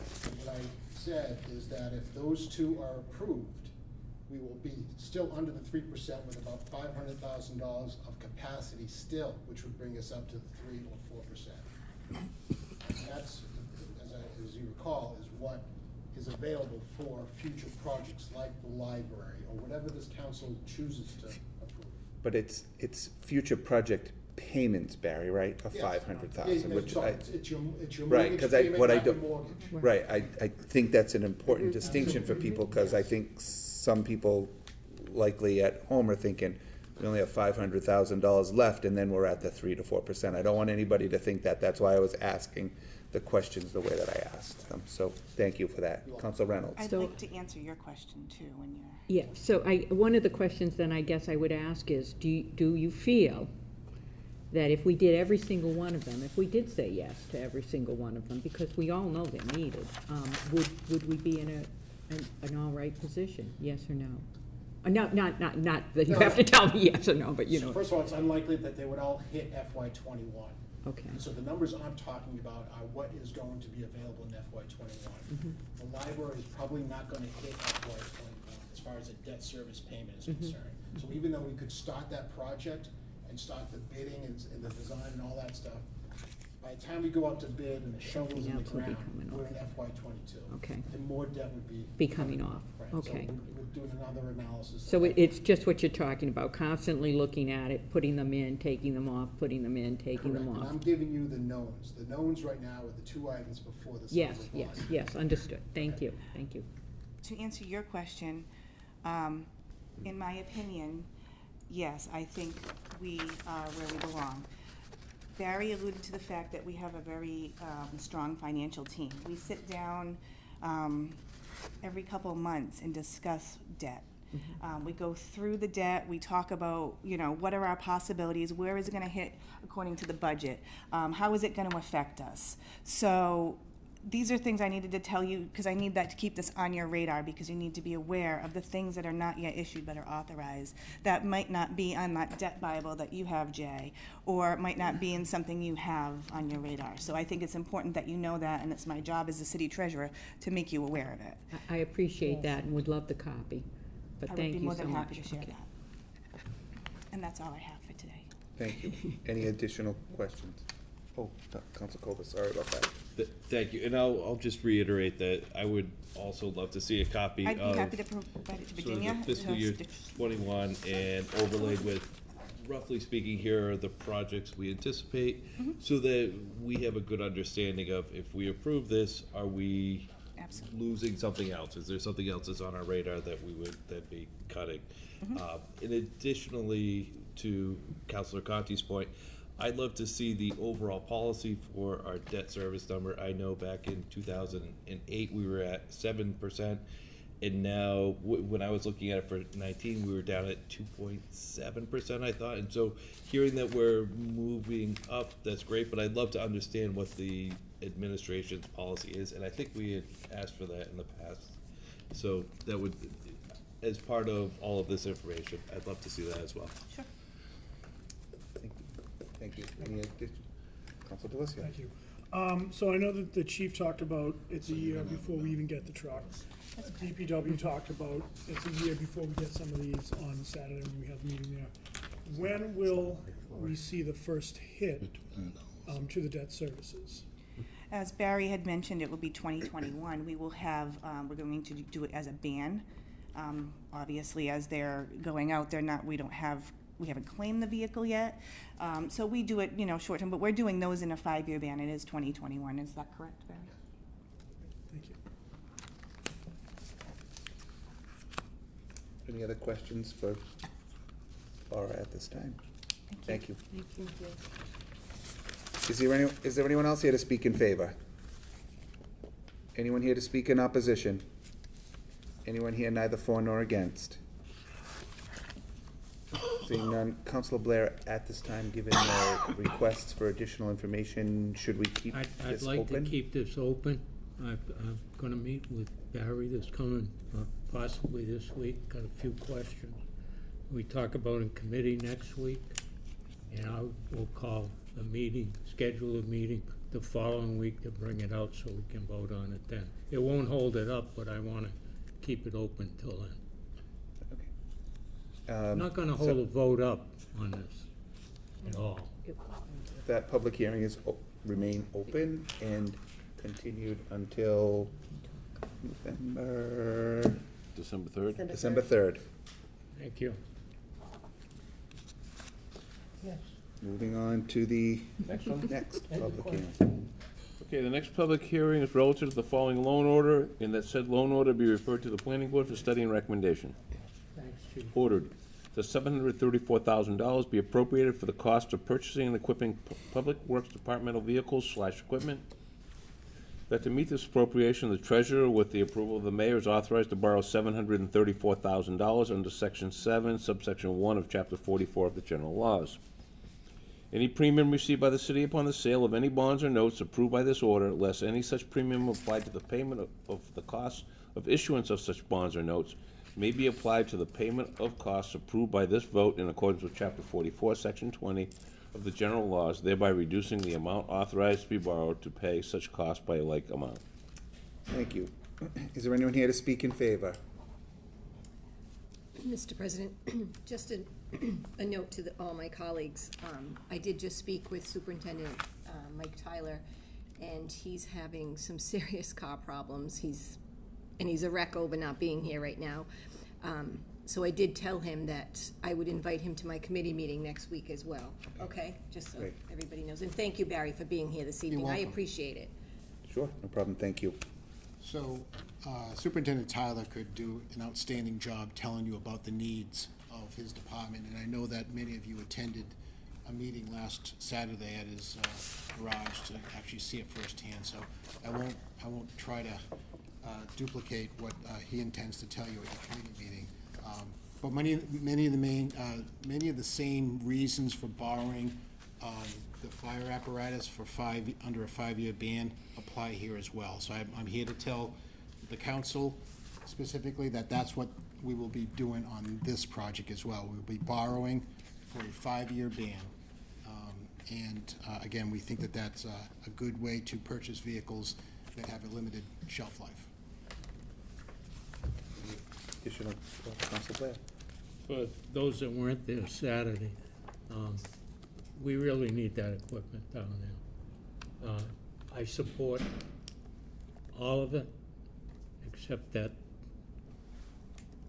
Explorer. I'm not on board with that particular item at this time. If it was a regular Explorer at 30 grand or so, I don't think we should be buying those type of vehicles this quick in the program. 5 years down the line, they might absolutely be the vehicle to buy. I just don't think at this point they are, maintenance-wise, our ability to maintain them. Take it for what it's worth. I was involved with automotive equipment and trucks for 55 years. I think I have some expertise in that field, and I just think it's gonna be a real possible nightmare till they get out in the field and get proven. We don't have to be first all the time. So that's the only thing I have a problem with, is that particular type of vehicle. We don't have to be out there first and have that semi-electric vehicle. But we need all the equipment that they've requested. And the only question I have is that one unit. And they need a unit like that to go to meetings. And they need the capacity to put 5 people in a vehicle and go to a dig safe meeting or some type of schooling. So every other department has one. Great, Council Jackson. Thank you very much, President Cooper. I do believe, just saying, we all voted for a green community, that we're all gonna go green, correct? I think No. every one of us on the council did, didn't we? No, you didn't? No. Okay. So I stand corrected, thank you. One thing I did note, Barry, just so you know, when we were in the highway yard, I was very impressed with how long they've been able to keep all these vehicles running. Like, they have great mechanics down there. They have, like Mike Tyler was telling us, his welder is one of the best around the whole state of Massachusetts. He's that good. But in my little tiny investigation I shared with some of the councils the other day, so a lot of times we buy trucks as twins, and one department might get one and the other department might get the other, the twin to it. And I found it very interesting that the Public Works Department Highway 17 was a twin to the Water Department 6 truck. Well, the Water Department personnel had said, you know, this truck, we can't find parts to it, we can't fix it anymore, boom, let's trash it, but let's put it out for surplus. Highway 17 is still on the road today. And the Public Works yard has been able to fix it and fix it and fix it and fix it. And that Water Department 6, and that just shows you because they have a wallet that's never empty. And I'm not pitting a department against it, just shows you that their mechanics in the DPW yard are phenomenal. But that Water Department 6 truck that they declared surplus went to recreation where Dennis Walsh used it for 10 to 12 years. So what does that tell you? So, and the Water Department's still holding on to all these trucks. And yes, I know we've got to go in and bond this for 5 years, and Mike Tyler has only been our superintendent for 2 years now. So he's getting it all together with his equipment needs, and he's asking, and hopefully we're going to help him along and get it going, just like you had declared, Mr. Conti, the other day about, let's just get a truck. Let's just keep going, keep moving, so we're never behind. It's very similar to the fire department and any other department. But they've done a phenomenal job keeping their trucks, which are on the road working every single solitary day. They're not sitting there, not doing anything. Their trucks are out on the road every day. End of story. Did I miss Councilor DeLisio? Thank you. So I think this illustrates the importance of the capital improvement plan and getting the department heads back down here to have the discussion with us. So through the chair, first of all, I'd like to request that we get back to that process because it's just too important. Barry, again, thank you for all the information tonight. Has there been any discussion as it relates to DPW specifically? Because I remember when I first got on, 2012, we did a tour with then Superintendent Clover, and we saw the old, we had dump trucks still from '78, where the floorboards were welded with old street signs and do not enter signs, which just shows the ingenuity, and we're gonna get, we're gonna get our pennies worth out of it. But has there been any sort of discussion about potentially looking at what we can do for a replacement plan, similar to what the chiefs have talked about tonight, as it relates specifically to DPW? I think that if Superintendent Tyler had his druthers, he would love to get on a plan, a rotation plan like that, where he's swapping out pieces of apparatus as they are needed. So I would leave that to Superintendent Tyler to advocate for for this body to incorporate into their CIP. So I think I agree with your process going forward of perhaps having the department heads come in and really make their argument as to why the process they're advocating for makes sense. But certainly, whatever department we're talking about, if the need is there, I think you have an administration and certainly a financial team that are willing to implement whatever policy makes the most sense for the city of Attleboro. Well, we're talking about vehicles that are necessities in terms of properly functioning the city to where it needs to be. So. Absolutely, and a broken down vehicle is of no use, so yes. Councilor Conti. So Council DeLisio said pretty much everything that I wanted to say, with one short exception, is that we will be having a new capital improvement plan book delivered to this council by January 1st. The requisitions have already gone out. Recreation departments already responded to Gary. And should I be appointed capital improvement city development chairperson next term, I do intend to have a full-blown review of each department, asking for them to come to the meeting prepared with things like we saw on Saturday. The other thing I wanted to mention is that Saturday during the open meeting in the DPW unit, Councilor Blair brought up the idea of a centralized garage, which was new to me. I hadn't heard of that. Point of order. I'm sorry, if I may. This is very specific to the loan order for DPW, and we've taken great advantage of Mr. Lacasse being here to answer a variety of other questions, but I think it's important that we stick very specifically to the loan order. I agree. Would keep it to the loan order. I think I know where you were going because I've heard that plan before. Yeah, I'll admit that I got a little off track. Thank you. We all have tonight. We all have. It's okay. So I'm trying to break the boat. It happens time to time. Next week. I happen to be passionate about capital improvements. I understand. Any additional questions for Mr. Lacasse? And Mr. President, if there aren't any now, My door is always open, my cell phone's always on. If you have any questions, I know that Mr. Blair and I are gonna meet next week. Please let me know. Great. Thank you. Thank you. for. Thank you. All right, thank you. Good night. Thank you.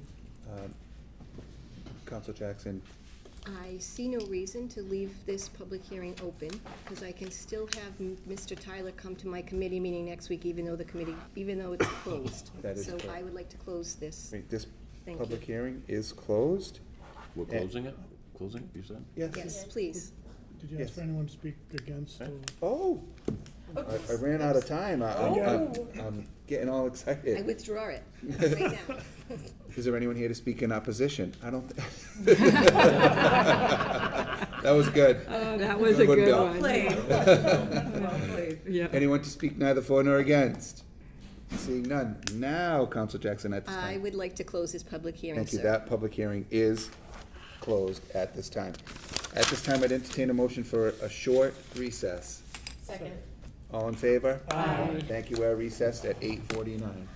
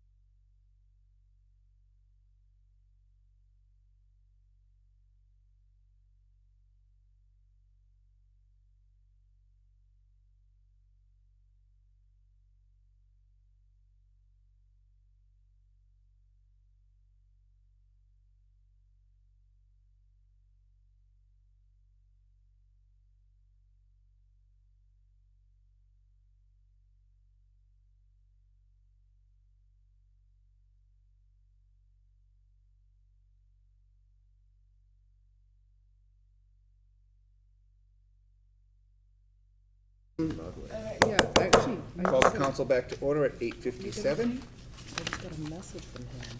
and we will, would you read the?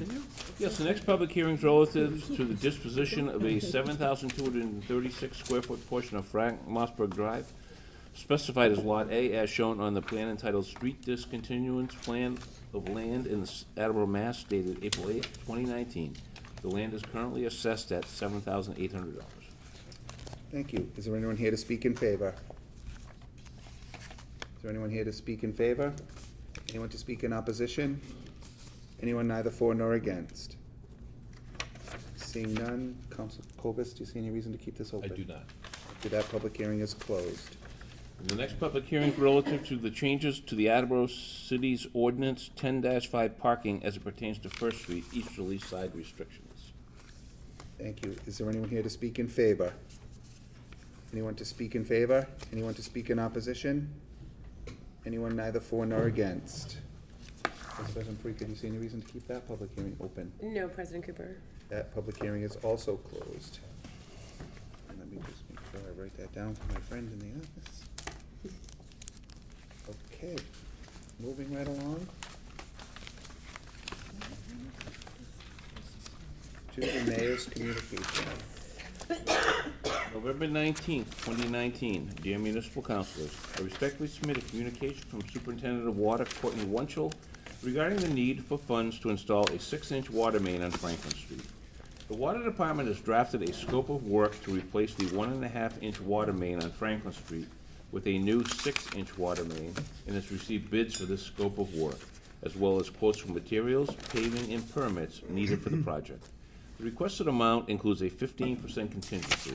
Therefore, I hereby request your honorable body appropriate $82,276 from account Water Enterprise Fund retained earnings to fund 3335 Franklin Street Water Main. Copies in your packets. Public Works Committee, please. I respectfully submit a communication from Superintendent of Public Works, Michael Tyler, regarding the need for funds to purchase and install an ornamental streetlight on the corner of Pleasant and Emery Street. The streetlight was damaged by a hit-and-run accident and had to be removed 3 years ago, and was never replaced due to lack of funding. Therefore, I hereby request your honorable body transfer $19,860 from account Citywide Reserve Fund for transfer to account Public Works Professional Services.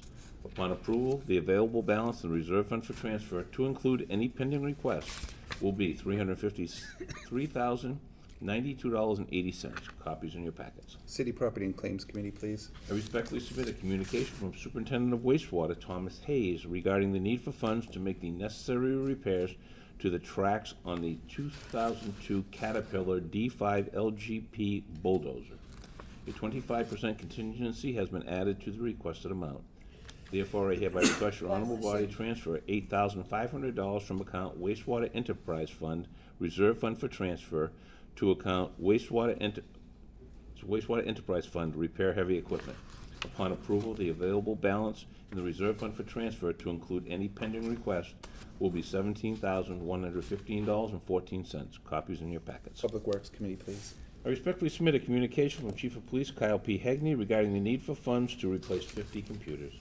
It has been determined that the current computers in the police department have served beyond their useful life expectancy and should be replaced. Therefore, I hereby request your honorable body transfer $55,750 from account Citywide Reserve Fund for capital to account Police Computer Equipment. Copies in your packets. Public Safety Committee, please. I respectfully submit a communication from Director of Recreation, Dennis Walsh, regarding the need for funds to purchase a new mower. This request is to replace the 72-inch wingspan mower that was purchased in 2005. Therefore, I hereby request your honorable body transfer $35,190 from account Citywide Reserve Fund for capital to account Recreation mower. Copies in your packets. Budget Committee, please. I respectfully submit a communication from Director of Recreation Dennis Walsh regarding the need for funds to purchase a Ford F-150 vehicle. The vehicle will replace the department's 2003 Ford Ranger.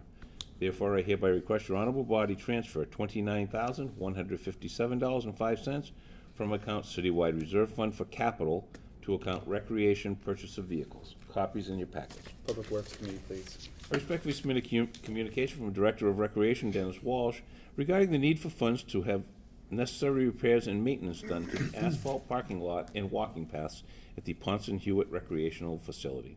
Public Works Committee, please. And I just want to stop you 1 second there, Steve. Councilor Jackson, item number 5, I initially said budget. Yes. But since you're going to talk to Dennis Walsh on the other 2 items, it makes sense to assign that item to Public Works. Oh, just Number give 5? me the full communication. Number 5, yes. Working out that way. So 5, 6, and 7 will be Public Works. Okay. I changed them from what was originally Got it. talked about. Yep. Sorry about that No confusion. problem at all. No worries. Okay. Number 8, sorry. I respectfully submit a communication from Superintendent of Public Works, Michael Tyler, regarding the need to purchase a new large 6-wheel dump truck. This truck will replace a similar vehicle that was recently taken off the road.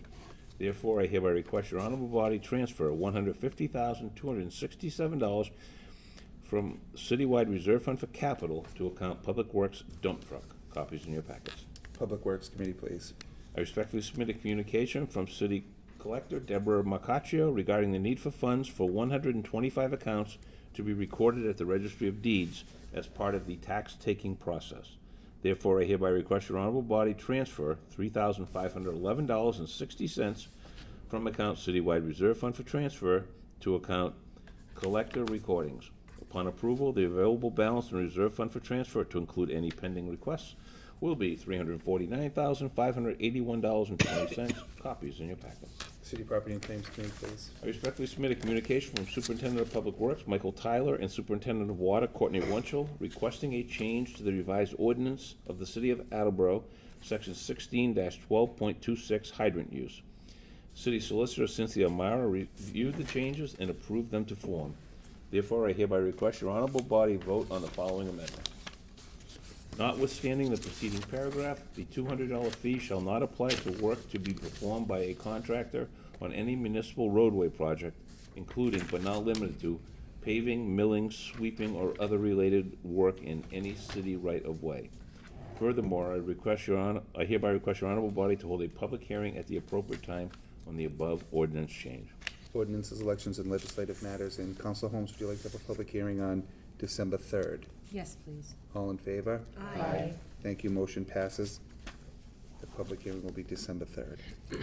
I respectfully submit a communication from Director of Planning and Development, Gary Arazian, regarding the need to transfer funds to allow the Conservation Commission to enter into a contract with the Massachusetts Audubon Society to administer, in collaboration with the Conservation Commission and School Department, the Junior Conservation Commission program at the Brennan Middle School. Therefore, I hereby request your honorable body transfer $2,147.12 from account SPC/REC to account kiosk. Copies in your packets. Zoning and Land Use Committee, please. Sincerely, Paul Haru, Mayor. Thank you. Moving on to other communications. We have several this evening. The first one is an application for a Class 2 auto license for Lime Rock Motors LLC of 722 Washington Street with 4 customer parking spaces and 48 display spaces. License Committee, please. Can I just say something on that? Yes. I believe is, Ms. Dolan, this is the amended one, correct? Yes. So we will need a public hearing on that. I don't know if you want to call that tonight or. So this is to amend the existing application? Yes, this is an amend. Is that right? He had- Yes, presently so has a he will, license. Yes. it will require a public hearing, and would you like that on December 3rd? Yeah. All in favor? Aye. Thank you, motion, opposed? Thank you, motion passes. We will have a public hearing on that matter on 12/3.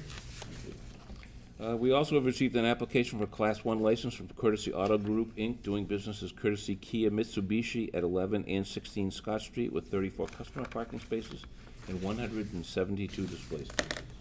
License Committee, please. We received a communication from John W. Parsons Esquire of the Commonwealth of Massachusetts Public Employee Retirement Administration Commission regarding the fiscal year 2021 required appropriation. Personnel and Human Services Committee, please. We received a communication from the Traffic Study Commission recommending the delay of opening Rathbun-Willard Drive for through traffic until the proposed light at the intersection of Rathbun-Willard Drive and Thatcher Street has been installed. Traffic and Transportation Committee, please. Thank We received a communication from Madeline McNeely, Director of the Council on Aging, with conditional support for 3 pieces of business currently under consideration by the Municipal Council.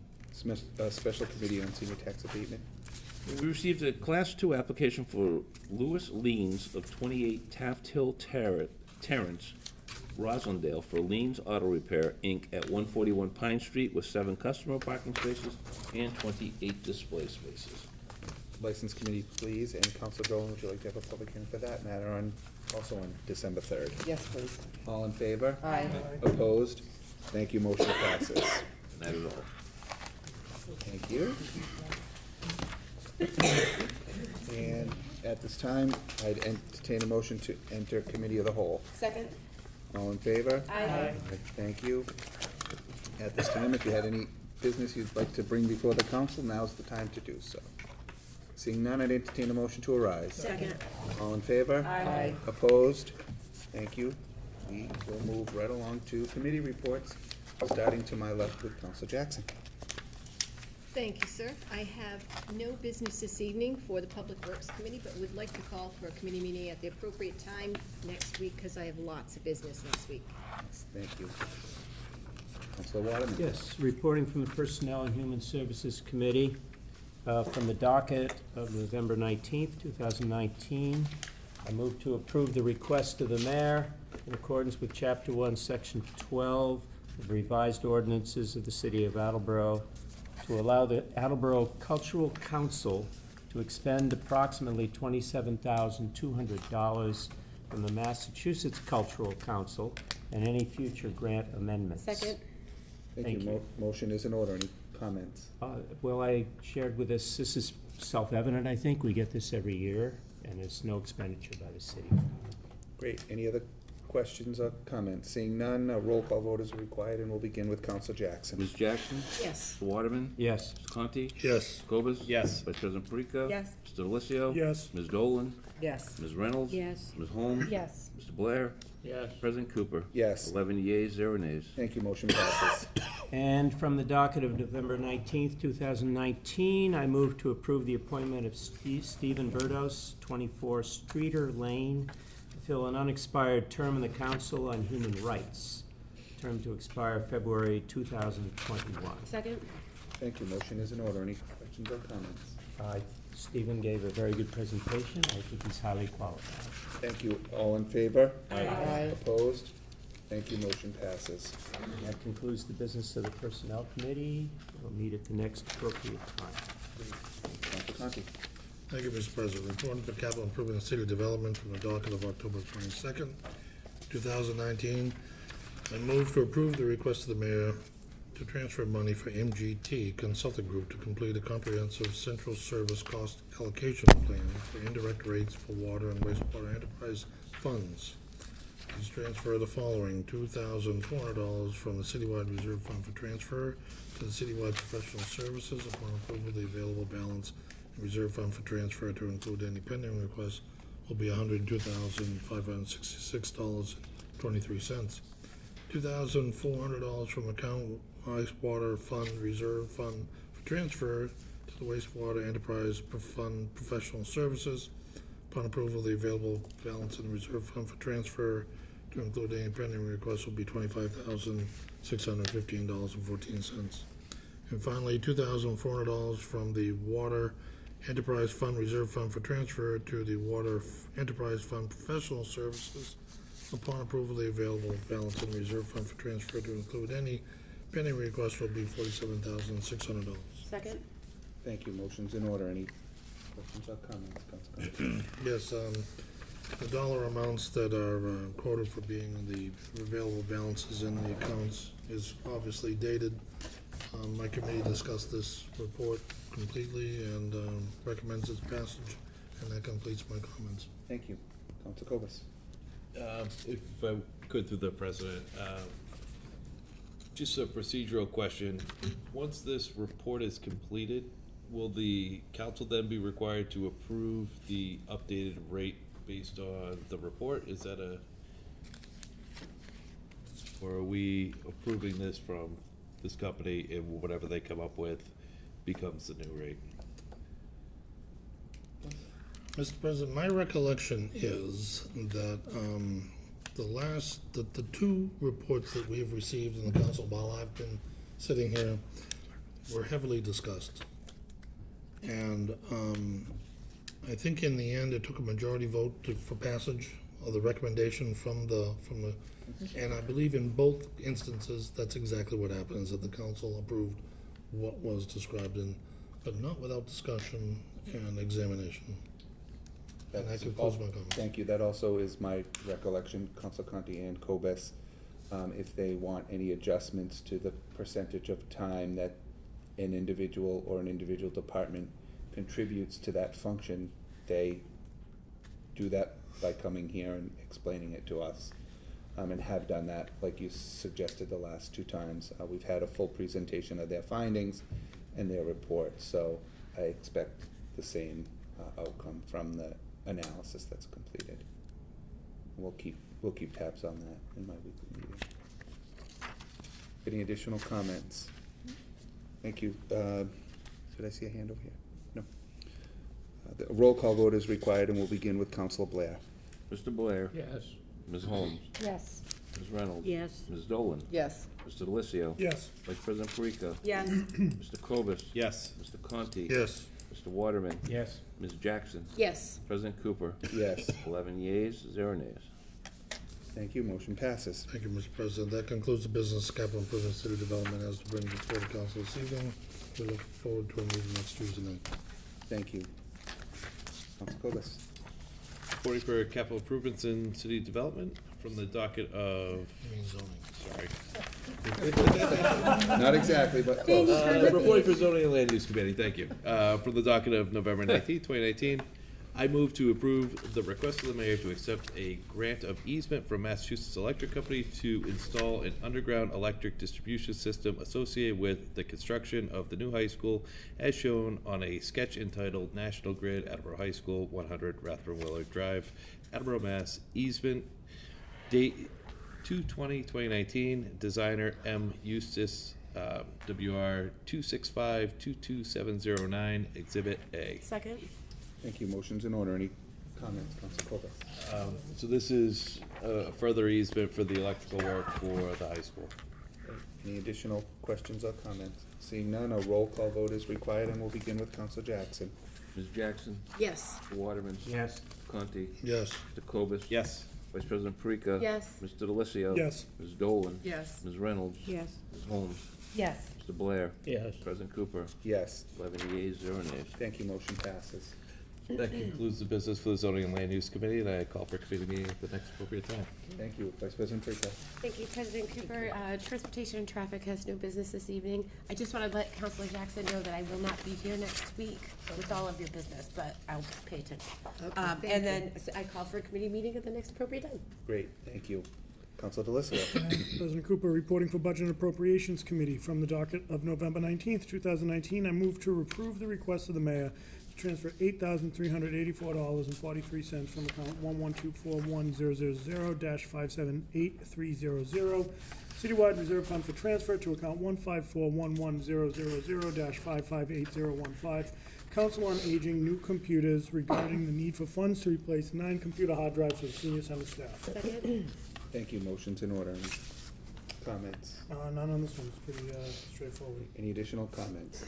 Seeing none, roll call vote is required. We'll begin with Councilor Blair. Mr. Blair? Yes. Ms. Holmes? Yes. Ms. Reynolds? Yes. Ms. Dolan? Yes. Mr. Delissio? Yes. Vice President Perica? Yes. Mr. Cobus? Yes. Mr. Conti? Yes. Mr. Waterman? Yes. Ms. Jackson? Yes. President Cooper? Yes. 11 yeas, 0 nays. Thank you. Motion passes. Thank you. From the docket of November 19th, 2019, I move to approve the request of the mayor to appropriate $15,000 from account undesignated fund balance free cash general government to account protective inspection building renovations regarding the need for funds to purchase supplies to construct a wall to include a drop ceiling in the building inspector's office. Second. Thank you. Motion is in order. Any comments? Just a couple, nothing major, but I just want to drive home again, this is a $50,000 to $60,000 project being done in-house. The office hasn't changed since I moved up there, 10 years ago. It's been in CIP for quite some time. To me, it's a no-brainer, especially when we talk about how much revenue that is generated via this department. And, you know, this department doesn't ask for a lot. And when they come down, it's usually because it's something that they truly need. So I'll be gladly supporting this, especially when you think about all the work's gonna be done in-house with, people that we trust to go out and look at new buildings and authorize building permits. So the experts will be doing the work.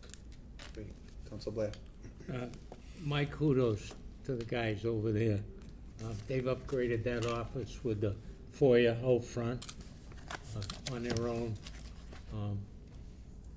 To get city employees, I know we have great city employees, but those guys are going above and beyond with their expertise to save the city $35-40 grand.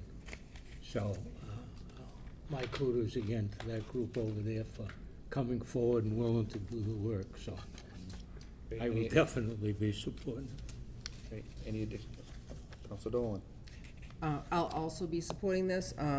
It's important to keep in mind that we will be saving a lot of money with them doing the work, and also, when they put in the drop ceiling, and it'll make it more efficient as far as heat and air conditioning, and the noise. I know Councilor Conti had mentioned about headsets. They don't have that, I guess luxury isn't a great word, but they have to speak to each other to go over plans and do the things that they do, and so I'll definitely be supporting this. Great. Any additional comments? Seeing, Just very quickly, I also will be supporting this. I was supportive during your committee meeting.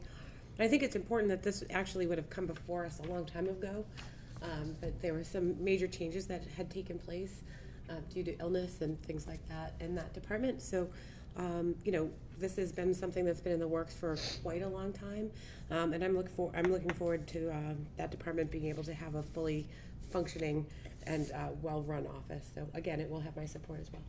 Thank you. Roll call vote is required, and we'll begin with. Did you have a question?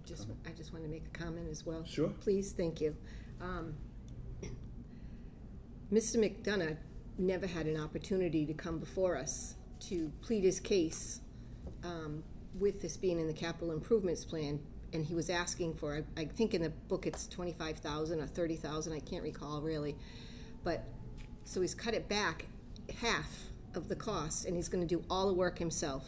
So I am also in favor of it, because I like knowing that our departments are going individually and just figuring out a way to make it work for them, but also for the city as far as financially. So I will be supporting it. Great. Any additional comments? Seeing none, a roll call vote is required. We'll begin with Council Jackson. Ms. Jackson? Yes. Mr. Waterman? Yes. Mr. Conti? Yes. Mr. Cobus? Yes. Vice President Parika? Yes. Mr. Delicio? Yes. Ms. Dolan? Yes. Ms. Reynolds? Yes. Ms. Holmes? Yes. Mr. Blair? Yes. President Cooper? Yes. 11 yeas, 0 nays. Thank you. Motion passes. Thank you, and that is all the business for budget and appropriations. We'd like to call for a meeting next week if appropriate time. Thank you. Council Dolan. Okay, so Sorry, I'm That's sorry. That's okay, so make sure you're okay.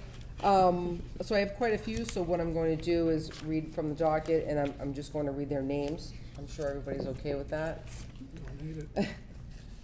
So, from the docket of November 19, 2019, I move to approve the following applications for a 2020 automatic amusement device.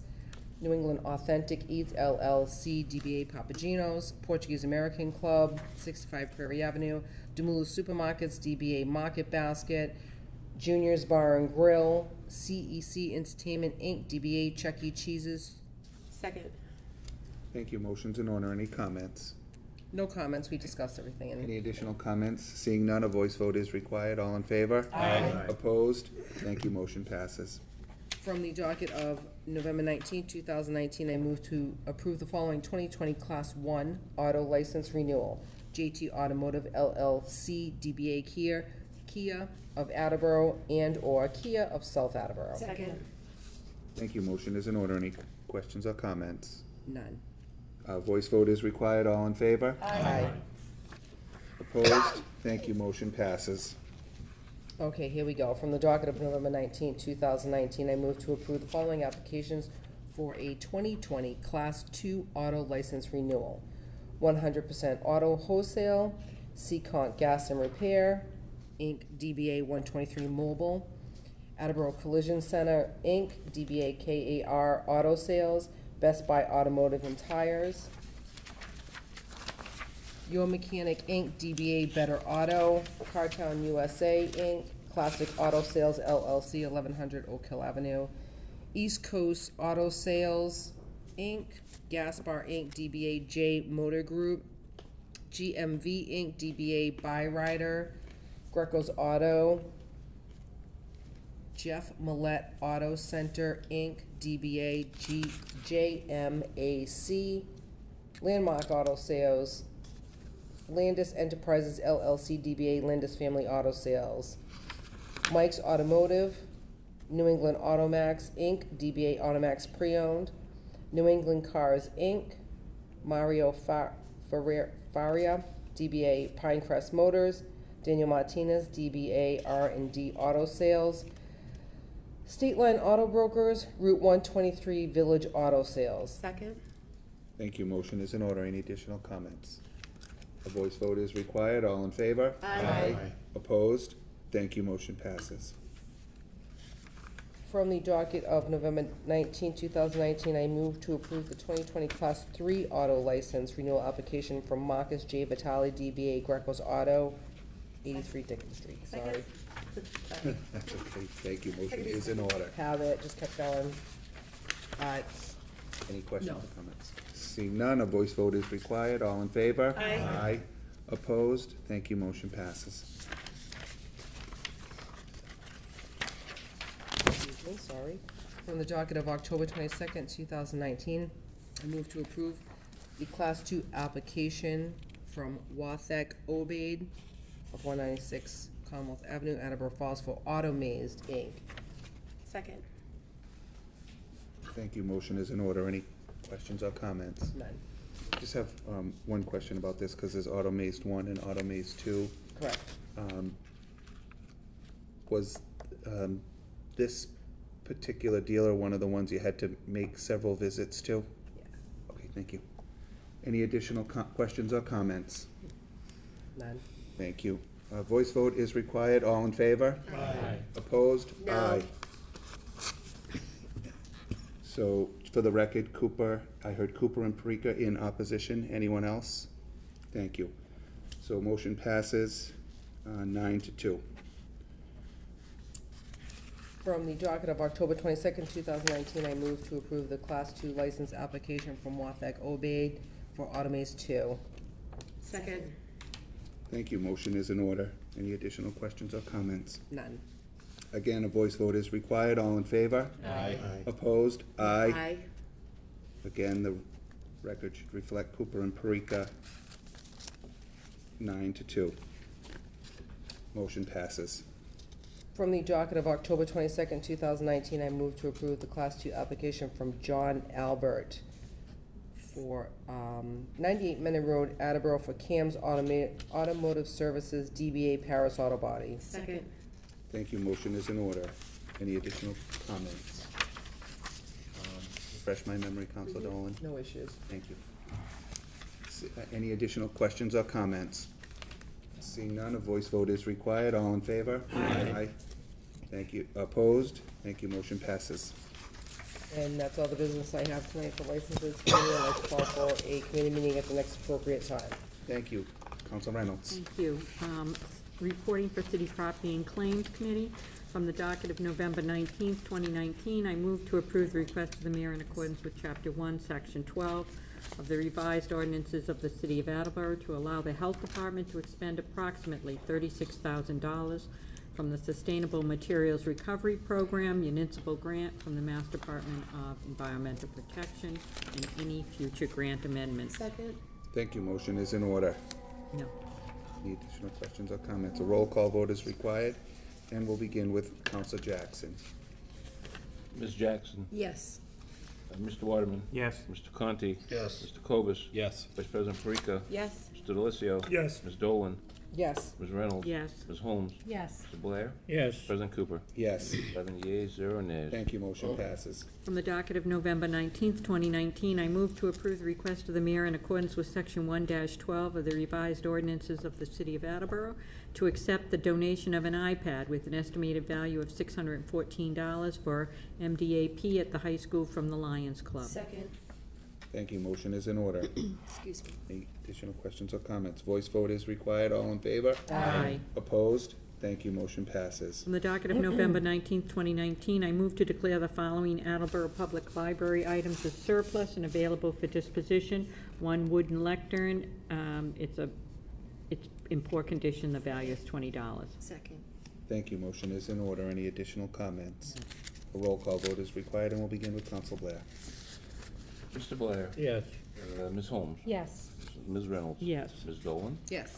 Mr. Delissio? Yes. Vice President Perica? Yes. Mr. Cobus? Yes. Mr. Conti? Yes. Mr. Waterman? Yes. Ms. Jackson? Yes. President Cooper? Yes. 11 yeas, 0 nays. Thank you. Motion passes. From the docket of October 22nd, 2019, I move to approve the generous donation from the DAV, Chapter 91, to the Veterans Office of $300 in Stop and Shop gift cards in accordance with Section 1-12 of the revised ordinances of the City of Attleboro. Second.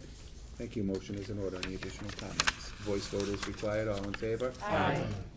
Opposed? Thank you. Motion passes. From the docket of October 22nd, 2019, I move to approve the generous donation of 28 gallons of exterior paint with a total value of approximately $1,500 from Sherwin-William Paints in accordance with Section 1-12 of the revised ordinances of the City of Attleboro. Second. Thank you. Motion is in order. Any additional comments? A voice vote is required. All in favor? Aye. Opposed? Thank you. Motion passes. From the docket of October 22nd, 2019, I move to approve the request of the mayor to transfer $7,000 from citywide reserve fund for transfer to park overtime to replenish funds expended during the August 2019 microburst. Second. Thank you. Motion is in order. Any questions or comments? Seeing none, a roll call vote is required, and begin with Counsel Jackson. Ms. Jackson? Yes. Mr. Waterman? Yes. Mr. Conti? Yes. Mr. Cobus? Yes. Vice President Perica? Yes. Mr. Delissio? Yes. Ms. Dolan? Yes. Ms. Reynolds? Yes. Ms. Holmes? Yes. Mr. Blair? Yes. President Cooper? Yes. 11 yeas, 0 nays. Thank you. Motion passes. From the docket of October 22nd, 2019, I move to approve the request of the mayor to declare the following Department of Public Work vehicles as surplus and available for disposition: an International S1600 and a Ford F-700. Second. Thank you. Motion's in order. Any additional questions or comments? No. A roll call vote is required, and we'll begin with Counsel Blair. Mr. Blair? Yes. Ms. Holmes? Yes. Ms. Reynolds? Yes. Ms. Dolan? Yes. Mr. Delissio? Yes. Vice President Perica? Yes. Mr. Cobus? Yes. Mr. Conti? Yes. Mr. Waterman? Yes. Ms. Jackson? Yes. And Cooper? Yes. 11 yeas, 0 nays. Thank you. Motion passes. And also, from the docket of October 22nd, 2019, I move to approve the request of the mayor to declare the following fire department items as surplus and available for disposition. 2 Canon image runners, a Rico, a positive pressure ventilation fan, and a Supervac model with a Honda 5.5 horsepower. Second. Thank you. Motion is in order. Any additional questions or comments? Just the sneezer over there. It's a noisy little one, huh? Yeah. A voice, no, I'm sorry, a roll call vote is required, and we'll begin with Counsel Jackson. Ms. Jackson? Yes. Mr. Waterman? Yes. Mr. Conti? Yes. Mr. Cobus? Yes. Vice President Perica? Yes. Mr. Delissio? Yes. Ms. Dolan? Yes. Ms. Reynolds? Yes. Ms. Holmes? Yes. Mr. Blair? Yes. President Cooper? Yes. 11 yeas, 0 nays. Thank It you. is- Motion passes. Sorry, that is all the business from the City Property Owners Committee, but I would like to call a committee meeting at the next available time. Thank you. Counsel Holmes? Thank you. Ordinance, election, legislative matters has no business this evening. We'll call for a committee meeting next week. Thank you. Thank you. Counsel Blair? Public Safety and Emergency Management has no business this evening, but would request a committee meeting next week at the appropriate time.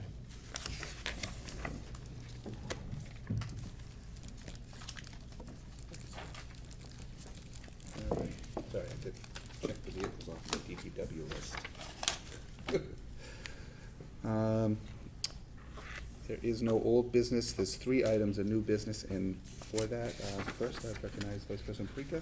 Thank you, President Cooper. From the docket of November 19th, 2019, I entertain a motion to refer the following matter to the appropriate committee for study and recommendation. To recommend the following action to help resolve the parking issue in front of Christopher Heights, delete the following language in section 10-5.2A, South Main Street, westerly side, beginning at a point 180 feet, 85 feet northerly of Wall Street for a distance of 122 feet northerly. Second. Thank you. Motion is in order. Couple of quick comments. So I did mention this during my committee meeting last week that this would be coming in as new business. Councilor Waterman and myself met with Madeline McNeely and the people from Christopher Heights a few years back. So that is the language that's in there right now is a parking, that's verbatim out of the ordinance book.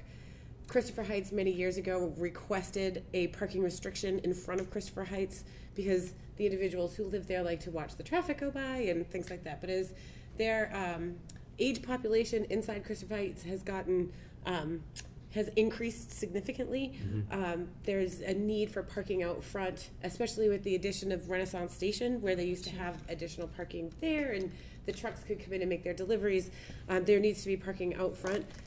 When we repaved the road, lines for said parking spots were put there in opposition to the ordinance. So we're just taking out the ordinance language so that the parking spots that are there are legal. There's also a request to have one of those be a handicap accessible spot.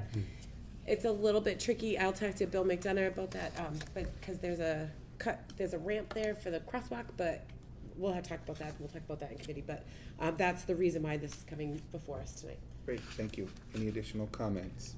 I think it was just 3 spots. Am I correct, Councilor Briggs? Yes. 3 spots, with one of them being the handicapped. Any additional questions or comments? All in favor? Aye. Thank you. Opposed? Thank you. Motion passes. I'm going to assign that to Transportation and Traffic and Traffic Study Commission. Yes. Yes. And then a public hearing is required. Would you like to have that on December 3rd? I would, but and I would like to be able to close it just to kind of finish things up before the end of the year. I do have a Traffic Study Commission meeting on the 5th, so it would be, I can. But I referred it to them so that their opinion can come back. Okay, Yep. thank you. I just Yep. wanted to make sure that their opinion on that was heard. Yep. Thank you. Perfect. All in favor of the public hearing on 12/3? Aye. Aye. Opposed? Thank you. Motion passes. Thank you. Next, Councilor Jackson. Thank you very much, Mr. President. From the docket of November 19th, 2019, I entertain a motion to refer the following matter to the appropriate committee for study and recommendation, that a change in parking ordinance 10-5 for the city of Attleboro be amended to reflect the change from southerly side parking to northerly side parking on Maynard Street from Maury Street to Brook Street. Second. Thank you. Actually, the building inspector, Mr. McDonough, had actually contacted me about this because he was contacted by a business owner, because on Maynard Street, the residents, the big residential building, apartment building, which is on the corner of Forest and Maynard, the sidewalk is all on that side, but the parking is on the opposite side, and there's a business on the opposite side that he really doesn't have like a perfect cut through so that his trucks, when he's getting deliveries, so people are parked all along the street, and the delivery truck comes in and it's blocking it. So Mr. McDonough had actually spoke to Barry Lacasse about this as well, and they suggested that we just make this change so that we put the parking on the side of the street where the residential area is and the sidewalk is. Great. Thank you. Any additional questions or comments? Voice vote is required. All in favor? Aye. Opposed? Thank you. Motion passes, and that will be referred to Transportation Traffic and Traffic Study Commission. And this also requires a public hearing, and we can do that on 12/3. Yes. All in favor? Aye. Thank you. Motion passes. From the docket of November 19th, 2019, I entertain a motion to refer the following matter to the appropriate committee for study and recommendation. A constituent request to review the La Salette Shrine holiday traffic issues. Second. Thank you. Thank you. Motion is in order. Any? So I met with a constituent here one evening a couple weeks ago, and she lives close by to the La Salette, and she had some recommendations, and she asked very kindly if we would look into if there's any possibility of changing the traffic patterns and issues as far as what goes on down there. So I said we would look into it. Perfect, thank you. Any additional questions or comments, Council Conti? Isn't there a time limit of which a measure can be brought back into the council once it's been decided? Yes, there is, but was there a traffic pattern piece of business? I didn't recall that. I remember a piece of business, but not traffic pattern. Okay. It happened to do with flashing, blinking, light sidewalk issue, but not traffic pattern that I can remember. For the holiday, yeah. I'm good. Right, okay. Is that, okay. Any other questions or comments? All in favor? Aye. Opposed? Thank you, motion passes, and that too will be referred to Transportation and Traffic and the Traffic Study Commission. And I have no further business, thank you. thank you. At this time, I'd entertain a motion to adjourn. Second. We are all in favor? Aye. We adjourn 9:37.